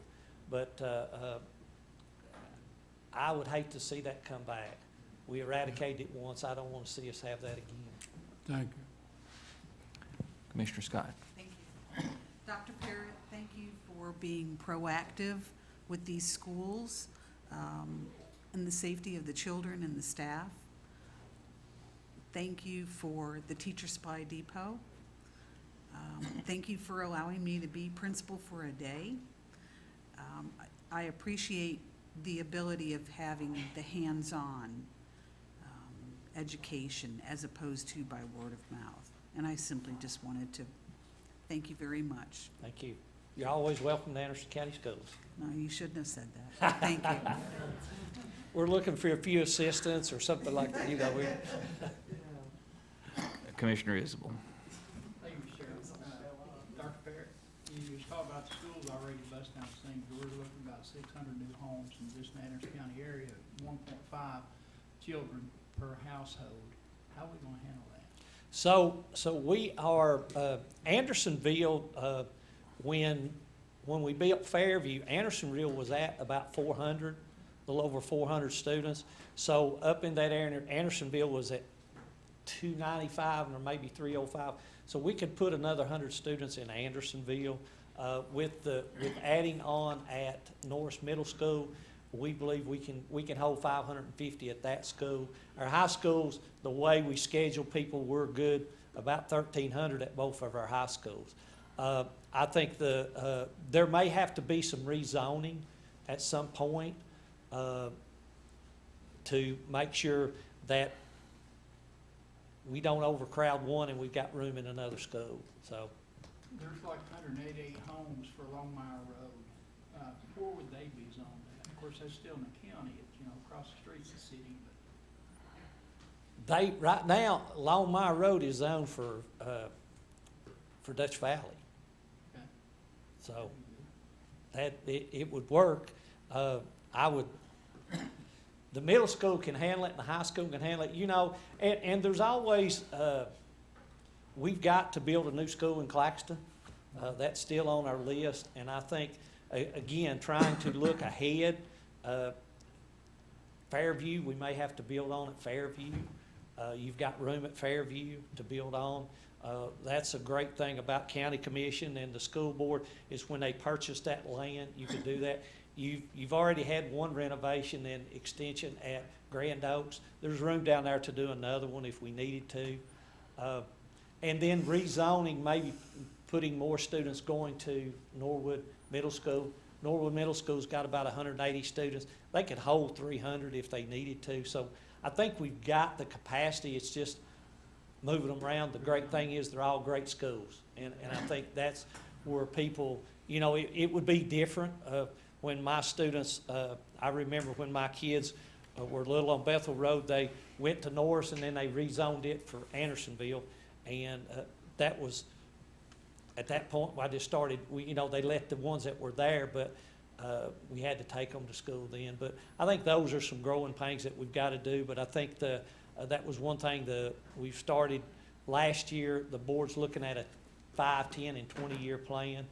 And at some point, you may have to build another elementary school up in the north end of the county. That could happen just because of the way those things are. And if you did that towards the high school, then you would probably zone Longmire would probably go up there. I know the people at Lakeside Elementary really love all the new changes, the new windows and all that. They're very appreciative. Yeah, and we've still got to do some work up there. With the awning needs to be changed, and the awning down at Norwood needs to be changed. Any other questions for Dr. Parrott? Thank you. Thank you. And anytime the ones that come that are going off, if you still have a friend in the county, just come on and we'll buy you lunch and let you go through the schools. Thank you. Mayor Frank. Thank you, Chairman Anderson. I have no action items, but just a couple of things. One, good news announcement. We were notified on Friday that we did win a senior center award, so we're going to be able to do some window upgrades and maybe, if we have some funds left over, work on those awnings. And Commissioner Creasy, before you sneak out of here, I want to thank you, sir. I appreciate all of the commissioners that I have served with. Commissioner Jameson, not that I'm dreaming about you all the time, but when I think of Commissioner Jameson, I always think of just a person filled with joy, and he makes me smile. And I appreciate that about you, Commissioner. And Commissioner Creasy, I have always, Jay, thank you for putting in that resolution that he is a statesman. He is a statesman. And he is a fine gentleman that in politics we can often disagree, but Commissioner Creasy always does it with a grace and a distinction that is worthy of the body politic. And sir, I appreciate you. And Commissioner Waddell, I've got a lot more weight to lose, but man, you have chewed off at least 5 to 10 pounds, and I appreciate you, sir. I think it's because we're so much alike. We also, thank you, Commissioner Creasy. We also thank you to Commission. You all matched a grant for air packs for EMA, and we were notified that we won that grant. So that was $50,000. And good work, Karen, on that application, and good work to emergency management. And then also, while I'm standing here, I do want to thank you for all the projects that you funded. One of the things about the ARP dollars is we're supposed to spend these dollars based on the greatest amount of good for the greatest number of people. And I know Oak Ridge Fire is here, and I really appreciate them and all they do. And this is going to be a great advancement for the city of Oak Ridge and the departments, and the ability to modernize and get that training center back up to speed. And Chief, if you want to say anything, feel free to come forward.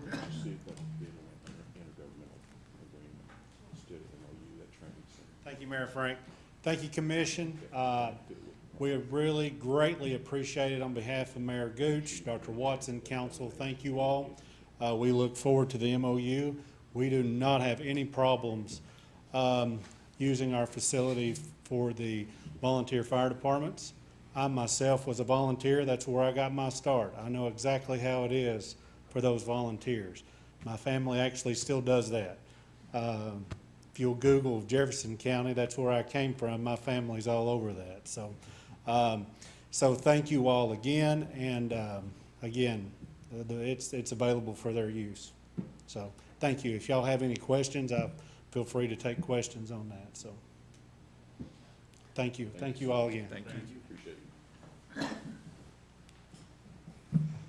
it. And lastly, just before I sit down, unless you have any questions, I do want to take another opportunity to talk that I hope, with the outgoing commissioners, maybe they can continue to help, and the new incoming. We still continue to have so many overdoses in this county, so much addiction. God bless our law enforcement, our emergency management. I know Nathan and Scott are here representing EMS tonight. You know, a lot of these calls, there is no revenue on these calls, and a lot of these calls are repeat people who are addicted and suffering, and there are children that are coming through. Again, I'll repeat what I've repeated the last couple of months. I'm getting real-time dispatches from Nathan on overdoses. And it's not just illicit drugs, it's young people taking a full bottle of ibuprofen. It's a young girl tying shoelaces around her neck in an effort to hang herself. And so it's not just illicit drugs, there's a lot of pain and suffering out there, and there's a mentality that taking something is going to solve that. Taking a lot of alcohol, taking a lot of dad's medicine. And so those numbers are still strong out there, and I've talked to Nathan about coming to you all, raising some of these issues with the number of uninsured increasing on our EMS calls. And that's a reflection of some of that's going on in our community. And so I just want to put that on your hearts and try to get maybe to a place, Stacy and ASAP, and I wish her well going forward. Stacy, they've been in this fight for a long time, and I know we've got to help those that are addicted, but we've also got to stop the pipeline and change the thinking for self-harm. So I just wanted to mention that as well, and if you all have any questions. Commissioner Isbell. Thank you, Mr. Chairman. Mayor, I apologize. We should have already been on this. You know, we took it up in operations about 6 months ago. We give out the numbers, and we said we're going to see what we can do, but I'll pledge that whatever that I could do, and if we can put it on operations, to continue, and let's start the fight to help. Thank you.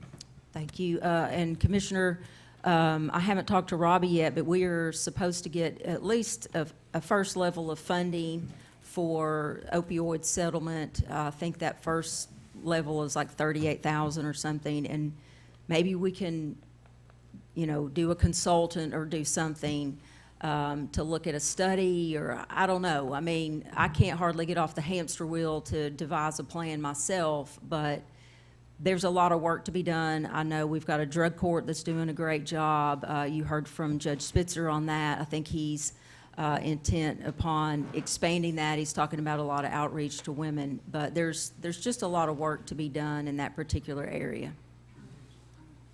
Commissioner Wendell. Thank you, Mr. Chairman. Mayor, I appreciate you bringing that up, and there's definitely a need. The new 988 number, I think, is something we should promote. Yes. For those, they can text, they can call. It's for those who are experiencing that way of thinking, to just text or call, and it's non-intrusive, and it gives somebody an outlet to kind of reach out to. So I hope we can promote that with ASAP and our group and operations. Mayor, I don't know if you recall this, I meant to ask Robbie, but the funds that we were receiving for the sports betting. Yes. Where were those finally settled? They went to capital, restricted for capital projects for the parks. Okay, yes, So right. it would still have to come to you, but that's where they're being deposited into that restricted code. So if Thanks you for want a re- new park and the Conservation Board wants to bring a proposal to you, you could allocate it, but that's what it's specified for. Thanks for reminding me. And one last question, senior air conditioning, you got any updates on that by chance? Senior center? We have, Cherie said she had a couple seniors say, "I'm cold," and she said, "Shh, you better not say a word." Thank you, appreciate that. Thank you, that's good news. Thank you, Mayor, appreciate it. Yes. Thank you all. Thank you. Law Director report. Thank you, Mr. Chairman. Always my pleasure to be with each of you. Turning to my written report, any questions on the contract approvals? Okay. You got our zoning and property maintenance violations that are newly opened, default judgments. Any questions on any of those? Delinquent tax process. Looks like our tax sale is going to be in October. I don't have Cassandra here tonight, but I think it'll, looking at the 30 days after the default judgment was filed, that was last Friday, or approved by the chancellor. So we got 30 days after that, and then she's got to advertise the sale. So we're looking at October. First action item I have for you is from recommendation from our Health, Education, and Housing Facilities Board. You remember, some of you might have talked about this. They requested a pilot a couple of months ago. They've now changed that to a no-interest TEFRA loan. This is no obligation on the county's part. We just have to approve it. It's no money from the county. It doesn't affect our tax base in any way. This will allow Norris Gardens to add on several residential housing facilities up there, low to medium cost income individuals. But it is no strain on the county budget, and it doesn't affect our tax base. But I need your approval on that for County Commission Chair and the Mayor to sign that. Motion by Commissioner Meade, seconded by Commissioner McCamey. Any discussion? Commissioner Wandell. Thank you, Mr. Chairman. So Jay,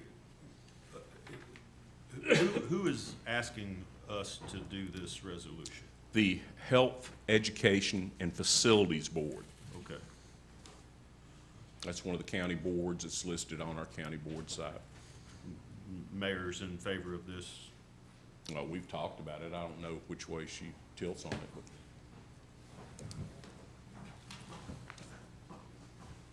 I totally agree with Jay's assessment. However, this is something we probably should look at going forward because they are using our credit rating and could potentially, that's why they're doing that. So like if they defaulted, and we're trusting that the board accurately looked at all their financials, and I have no reason, I know the folks that are on that health board, I have no reason to doubt that.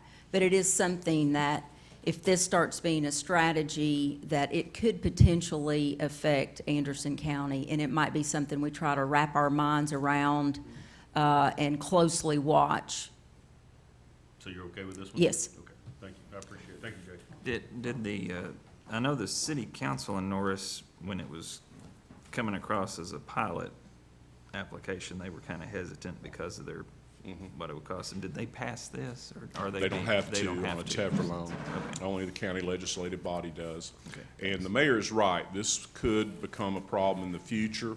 But this is the first time we've seen one of these come through the Health, Education, and Facilities Board. Normally, that board only meets for hospital additions and things of that nature. I think we've approved 2 in my 20-some years here. But this may be a new avenue, and we'll look at that in the future if it does start happening. But right now, this is the first one that we've seen come up through that board. Any other questions? All right, let's go to the board and vote.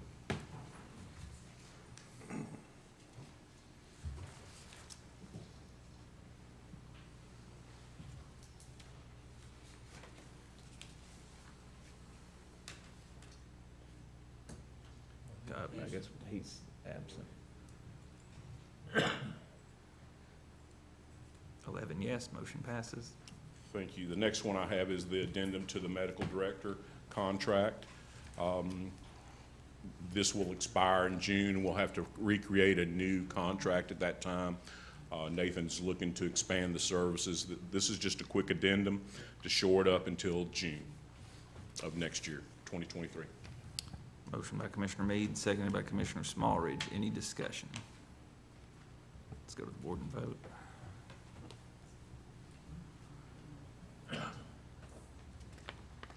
Motion passes. Thank you. We have Sam Miller here with us tonight. Sam has been handling 3 cases for us out of Nashville. We'll bring him into the executive session. We don't expect any motions. We were asked, I think it was Commissioner Isabel, to bring him in. Several of y'all agreed to speak with him, so he's here at your pleasure to answer all your questions. We'll do that during the executive session. Thank you, Sam, for coming down so far. Couple of updates after the agenda deadline that we got in. On the opioid case that was recently filed in Sevier County, that was the one against the drugstores and the grocery stores. That judge has recused himself, and that's no surprise, I wouldn't think. So they're hunting for another judge to handle that opioid case. This is the Sevier County one, not the one in Campbell County. They are handling 2 more. We got 2 of these left. as many as we settled and moved on and all the bankruptcies. So these two are still floating around. No action is needed from this body. Also, I was contacted by Leo York. The state marker for the Poor Farm has been approved by the State Historic Society, so we're excited about that. The only hitch on that is it's going to take $2,150 to pay for it, and we'll get it installed one way or the other. But I'll take that back through budget if you so desire, but it has been approved, and Leo's got the letter from them, so I'm anxious to get that. But I'll bring that back through budget next month. That's all I have for you, and again, it's been my pleasure to serve each of the outgoing commissioners. It's always an honor. If I can ever do anything for you in the future regarding county government or whatever, I'm here for you. You've been wonderful to me in my office, and I'll never forget any of you. Thank you so much for your time. Appreciate you. Thank you. Oh, Commissioner Wandell. Thank you, Mr. Chairman. Jay, Yes, sir. and I don't expect any action tonight, but I have a list of trucks that have been traveling on Brushy Valley Road, and I don't know all the details. I know you might, with the waste connections and waste management not supposed to be on Brushy Valley. They have taken the time to send a list of how many trucks travel those roads, what time, all that kind of good stuff. I'd like to, Mr. Chairman, submit this into the minutes, if I could, and make it available to the Solid Waste Committee and to Mr. Yeager. And I'd like to see what we can do in the future to evaluate whether they're allowed to use those roads or not. I certainly will. I've been in contact with one resident down there, Ms. Poore, very active in that area, wonderful lady. This is Ms. Brubaker. Okay. This is the oversized trucks in the county are a very active issue. Our highway department has taken a stance on that. We've replaced all the oversized truck and oversized load signs to make them compliant with the new TDOT sign that came out a couple of years ago. The highway department, I think, has the majority of those already installed. And at that point, hopefully, we'll get a recommendation from the DA to start writing those citations from the sheriff's office. But we had one get stuck at this, last week. It continues to be a problem, but we're trying to fix it the best we can. And I think it's going to take some law enforcement assistance to do that. Any other questions? I just made a motion to add this and Motion to add that address to that issue. the minutes, seconded by Commissioner Dendenberg. Any discussion? All those in favor? Aye. Any opposed? Motion passes. Thank you, Jay. Thank you. Annette, can you give me a copy of that, please? Anything else? Thank you so much. Thank you. Under committees reports, we've got the operations report. Chairman Isabel. Thank you, Mr. Chairman. First is the SL continuation. Commissioner Meade made a motion to approve the 5-day continuation of the SL, seconded by Commissioner McCamey. Motion passed by roll call vote for the full commission for approval. Motion by Commissioner Meade, seconded by Commissioner Wandell. Any discussion? Commissioner Isabel. Thank you, Mr. Chairman. At the meeting, I had voted no because of a couple of things. One is the finance director voted no about the finances. And then the other thing is what our cities here in Anderson County are doing, and the ones that's not providing the paid ESL. One is City of Farragut, City of Maryville, City of Athens, City of Sevierville, City of Clinton, City of Oak Ridge, City of Gatlinburg, City of Pigeon Forge, Fentress County. Of course, they're doing some other things. And if this was to fail, that's what I would suggest is we adopt that right there. And then if this does pass, again, what can we do for our employees don't never use it? And some of the clerks I've talked to said that, you know, they really don't have an issue with it, and if it didn't pass, that they would take care of it themselves. But that's all I've got. Thank you. Thank you. Is the TV frozen at home? Do we know? I'm getting some. Andy went out to adjust that and what Okay. Thanks. Commissioner Meade. I think it would just be a shame if Anderson County got a reputation for treating its employees better than some of the surrounding counties. Thank you. Thank you. Any other discussion? Commissioner McCamey. Mr. Chairman, it's hard to compare the county employees with Oak Ridge City employees. Most of the cities pay better than the county. And this is a benefit that I think our employees deserve. The fact that some employees won't get to use it should be considered a blessing that they don't have COVID. I mean, you know, I just don't understand. It's half of what it used to be. It was 10 days, now it's 5. And with the amount of money that we've got from the federal government that we can use to pay that, and it was sent to Anderson County for COVID-related problems. Well, I don't see a problem in paying it.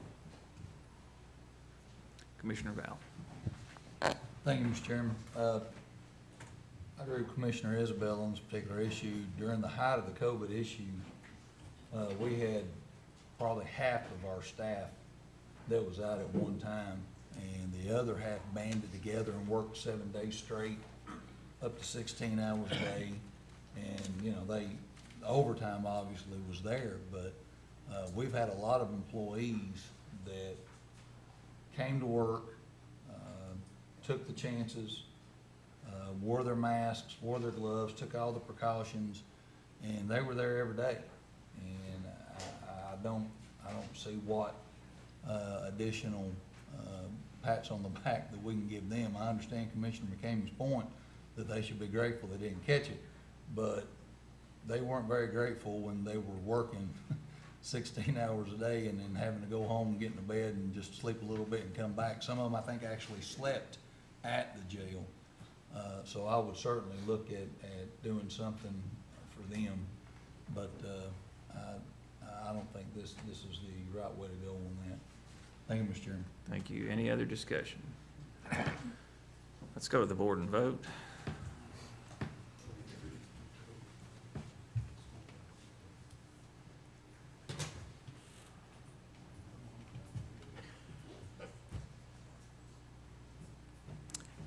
Yes, 7 no, motion fails.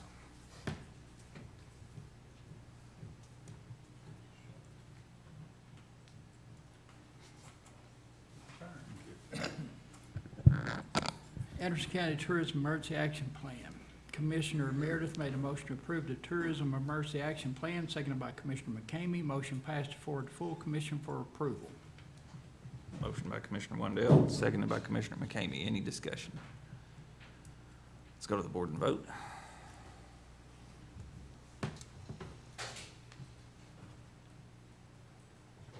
Motion passes. Brownsville Volunteer Fire Department, Commissioner McCamey made a motion to approve the request for the law director to assist the Brownsville Volunteer Fire Department, seconded by Commissioner Meade. Motion passed forward to full commission for approval. Motion by Commissioner Wandell, seconded by Commissioner Meade. Any discussion? Let's go to the board and vote.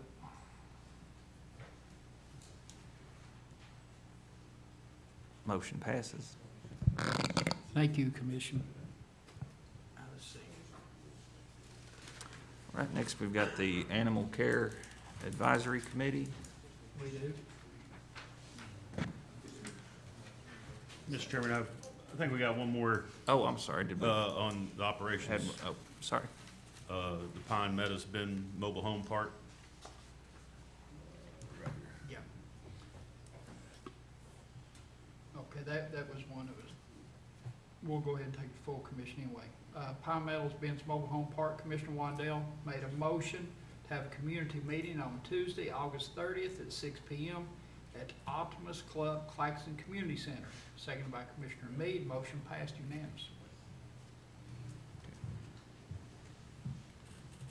Got a motion by Commissioner Wandell, seconded by Commissioner Isbell, Commissioner Yeager. I'd just like to wonder what the process is gonna be for this, who's gonna run it and that, if you have that in mind yet. Well, I'm hopeful that law director and mayor will be in attendance, and anyone from zoning, everyone's welcome.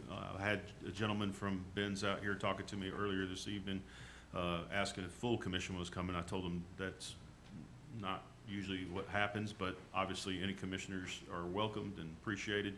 to answer your question, we want to just have a community meeting and start the dialogue and try to develop a strategy going forward to figure out how we can address the issues going on in that property. And we got a lot of things, moving parts, and I think the community and having a community meeting, the recommendation's good for all of us to come together. We're not looking to throw anybody under the bus and say it's this one's fault, that one's fault. We just want to try to develop some type of strategy going forward. Next is Animal Care Advisory Committee.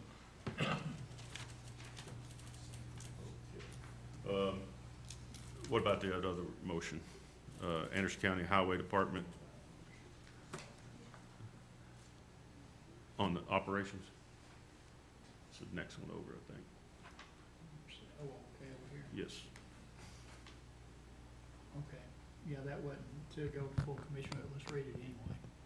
Commissioner Wandell made a motion to have the mayor, law director, Gary Long, road superintendent, and chairman meet as soon as they can to discuss different options and ideas to obtain funding to repair the recent storm damage and get our county back to safe. Seconded by Commissioner Anderson.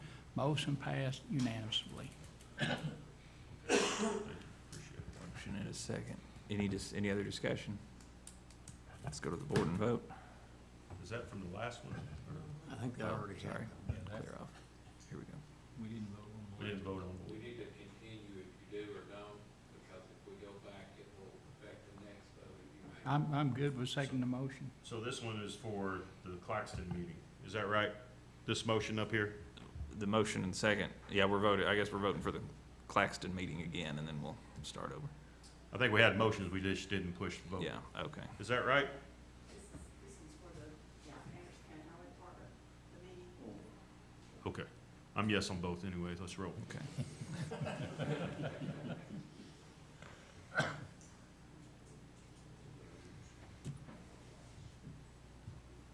Okay, motion passes. Now,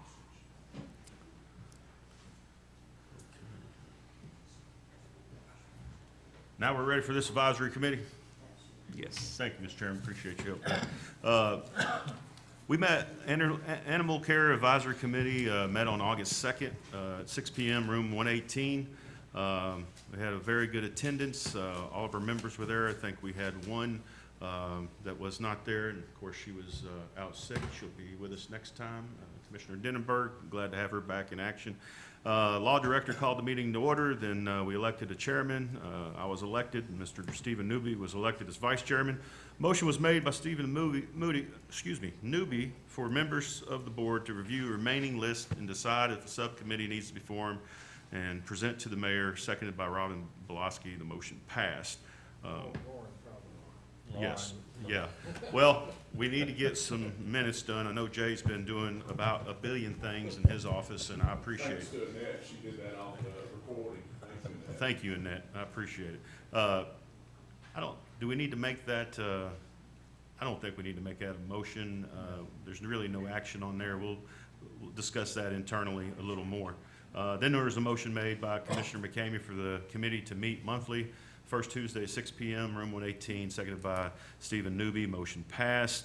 Then the motion was made. This is an item we'd like to get some action on if we could. Motion was made by Lauren Belowski, even though it says Robin Belowski, for a recommendation to the mayor to charge a $25 pool fee for rescue groups, but pending the outbreak of parvo, if the rescue group is willing to assume all liability during the 2-week period, we ask that the pool fee be waived. Motion was seconded and passed.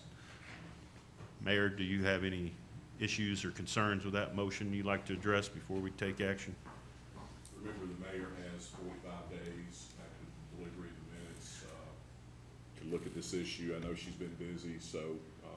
And Mayor, process. We did have that discussion. Everyone on the board or the committee realizes that we're only to suggest, we realize we can't change things in terms of, hey, Mayor, do this, that's still your department, still your management. We're just here to try to help and advocate. Sure, thank you, Commissioner. And I did reach out on the minutes and then saw them in the agenda. And I talked to Commissioner McCamey about it, who asked me, we do have resolutions that govern everything, so I assured him, and I'll do the same with you, I will get those resolutions out and come through operations for that particular request.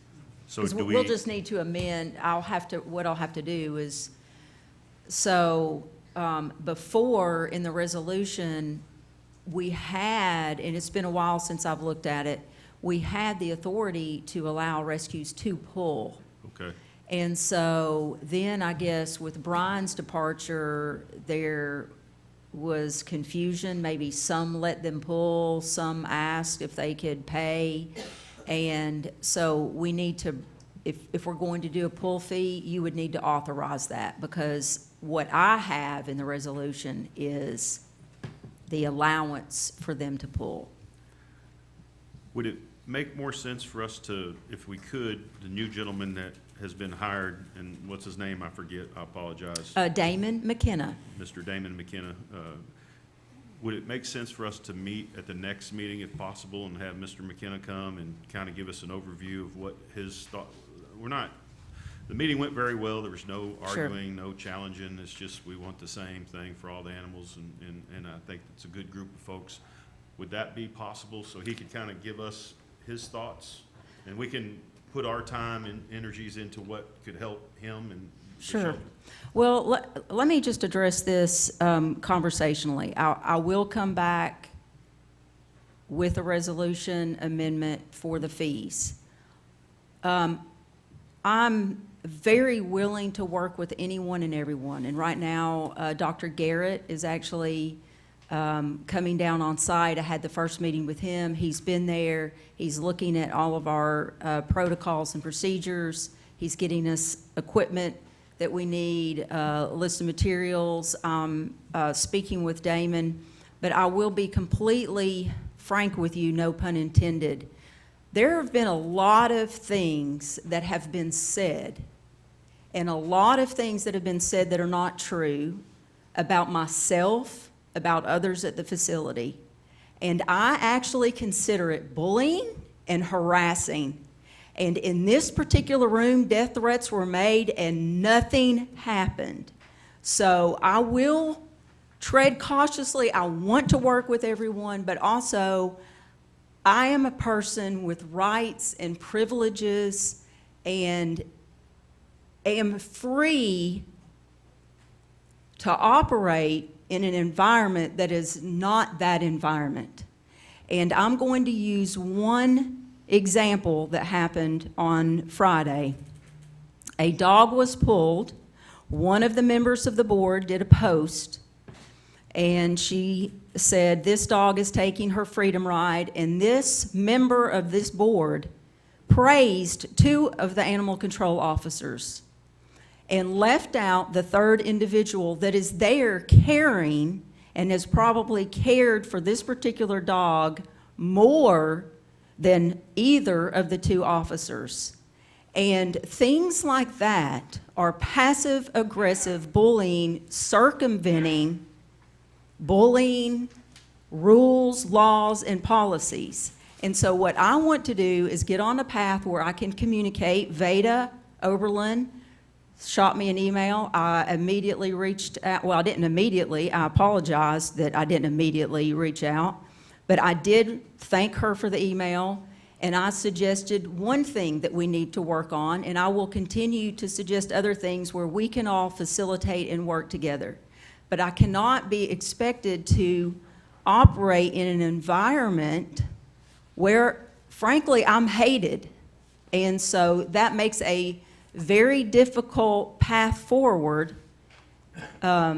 And so I'm being cautious about what I expose the employees to as well. All of us want to work with this commission and provide and do a better job, and I have said that publicly, I've said it privately. We can do better. We've got a long way to go.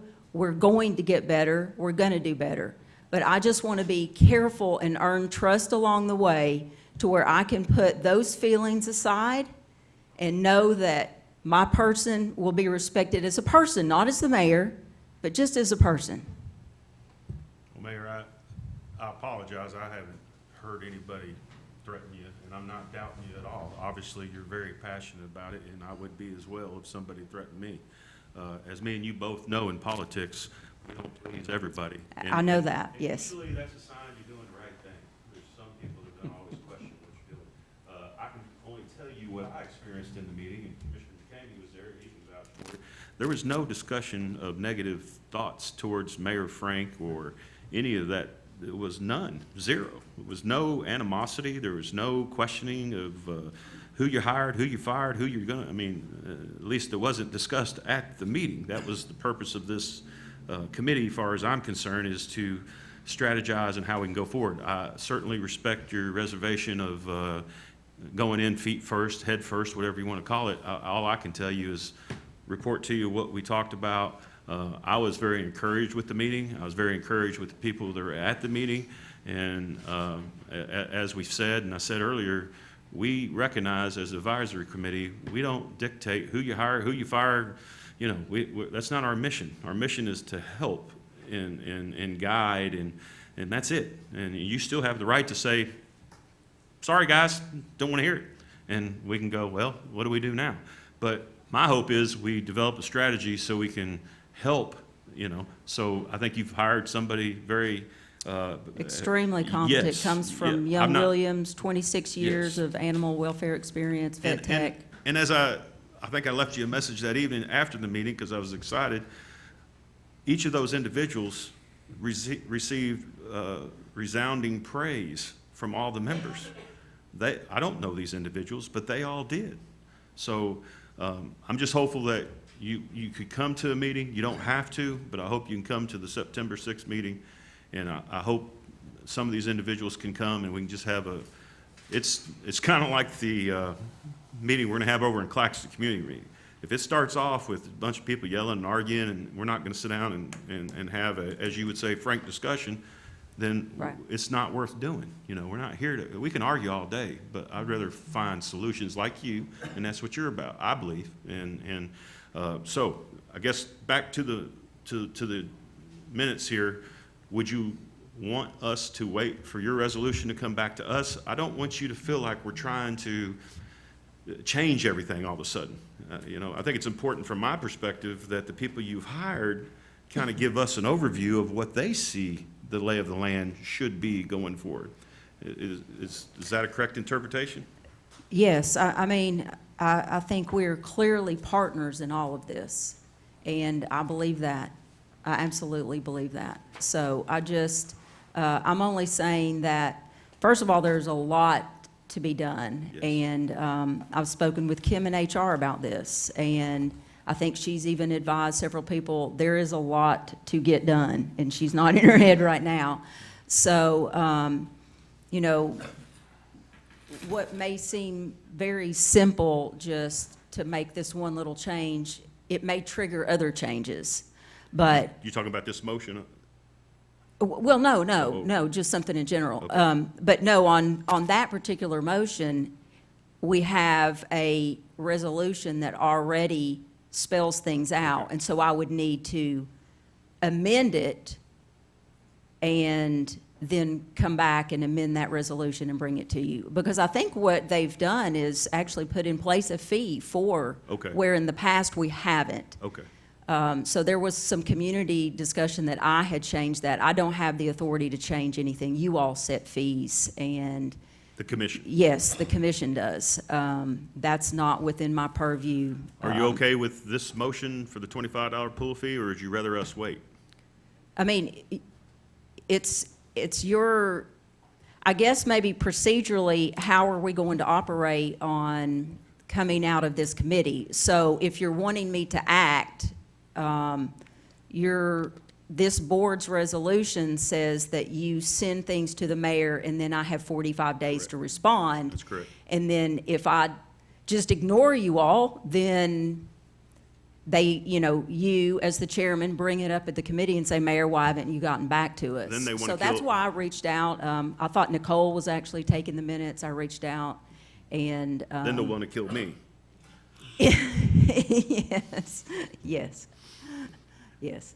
That's okay. Yeah. We'll make it happen. So, did you have something, Robert, that you wanted to say? The motion was to send it to the mayor. Okay. Yes, it was. Because there was supposedly a fee charged for a rescue pool. And it was the same as the adoption fee. But if the resolution that we passed says there's no fee, then I would be glad with keeping it just like it's that without a recommendation. Well, why don't we just send the motion? I mean, again, it does say go to the mayor. If mayor comes back and says, hey, this is our recommendation, we can take it in, so. That's gonna be my motion here tonight, was to send it to the mayor for her to dispose of it. And she can either, take our recommendation from the committee of 25, but personally, I would like to see it 0. And if that's in the resolution, then it don't need to be changed. So we'll pass this motion, vote it up or down, and then the mayor will respond with what she believes. Sound good? Yes, sir. Okay. Commissioner Mead.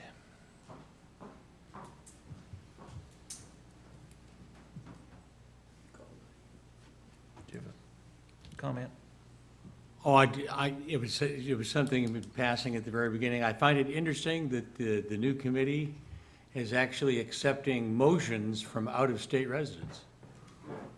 Robin Belaski is a citizen of Florida and has been a long time. Mr. Chairman, Lauren Belaski. Lauren is his daughter. No, it says Robin I know, Belaski. but Yeah, that was just a mistake. Oh, was that just a typo error? Yeah, it was Oh, Lauren. okay. Lauren. Because it wouldn't surprise me for Robin Belaski, who I know quite well and have talked to in just the last few days on the phone. she tried to FaceTime me during the meeting, but I rejected it. I'm just kidding, that's a joke, that's a joke. Okay, But I- so that should have just been a typographical error, Yeah, correct? it was, but again, I appreciate, we didn't have the minutes done in time, and it's Yeah. nobody's fault, but I appreciate Jay and I appreciate Annette putting them together quickly as they could. It was Oh, no, late no. on No, my behalf. I saw the minutes, and I just found it interesting that you were that open. All right, I didn't mean, I can tell you this, fellow commissioners, this will not take this long next time, okay? We'll just kind of get into this, but this is our first go at it, so appreciate it. Mayor, I appreciate you giving us your ideas, and I hope that September 6th meeting that you can attend and the new gentleman can attend, and they can just make an appearance and leave if they want, but I can guarantee you there will be nobody attacking you. And if that does happen, I'll get up and leave with you, okay? Okay. Any other discussion on this motion to forward the recommendation to the mayor? Let's go to the board and vote.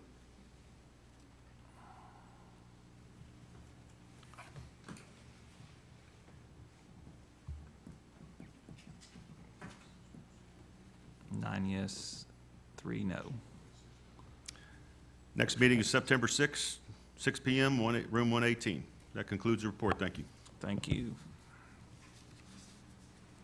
All right, Commissioner Yeager. Apparently, we skipped the Pine Meadows vote. We skipped the Pine Meadows, Yeah, two going at the the meeting same time. vote? That was the vote to schedule the meeting? Okay, you want to make the motion to Yes, sir. There you go. schedule that meeting? And we got a second by Commissioner Isbell. All those in favor of establishing the that's Tuesday, August 30th? 30th, yes, sir. 6 PM at the Optimist Club in Claxton. Yes, sir. All those in favor? Aye. Any opposed? Motion passes. Thanks, Bill. All right, new business, do we have a motion to go into executive session? Yes, Oh, we do. Do we have come on up if you want, we don't want to make you wait through.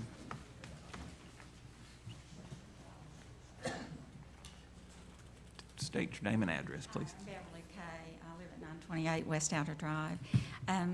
We're talking about the advisory board stuff, so I didn't know if this was part of that. I know you approved the cameras tonight. We were just wondering when, do we have a status update on that? Perhaps when they might be installed? And do we have an HR report status where we might get some additional information on that?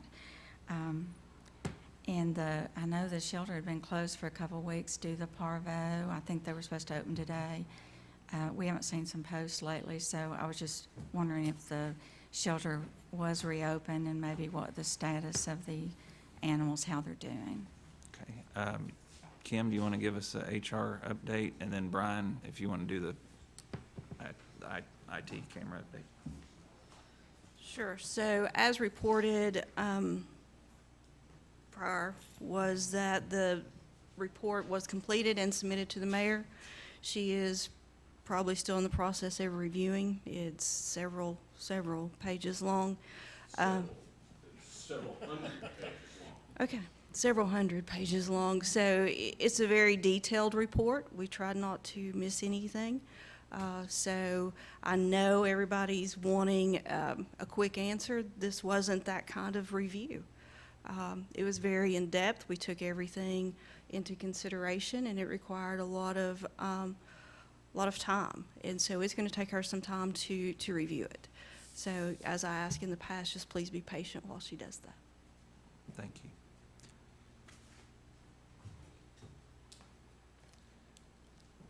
Good evening.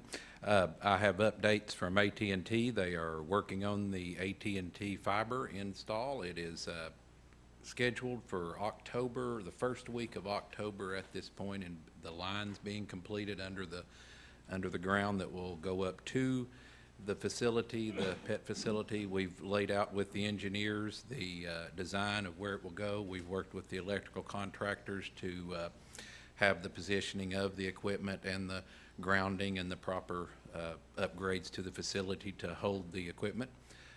That has all been done. So for the answer to the question that the citizen was asking, the 1st of October is what our vendor AT&T is reporting for the fiber, and the rest of the equipment has been ordered. And at this point, we're waiting on vendors to fulfill those orders from the purchases that we've made. Any Thank you. questions?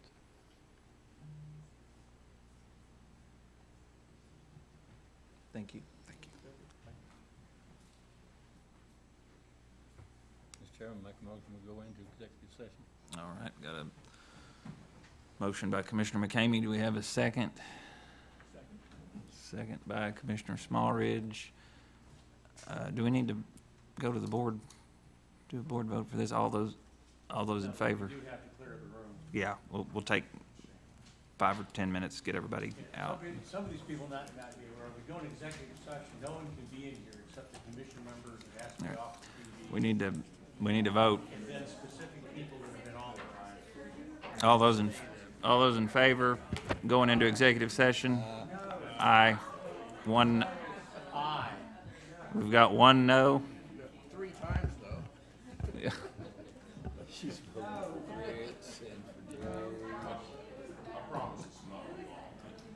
Catherine was the no. Do we have enough left to?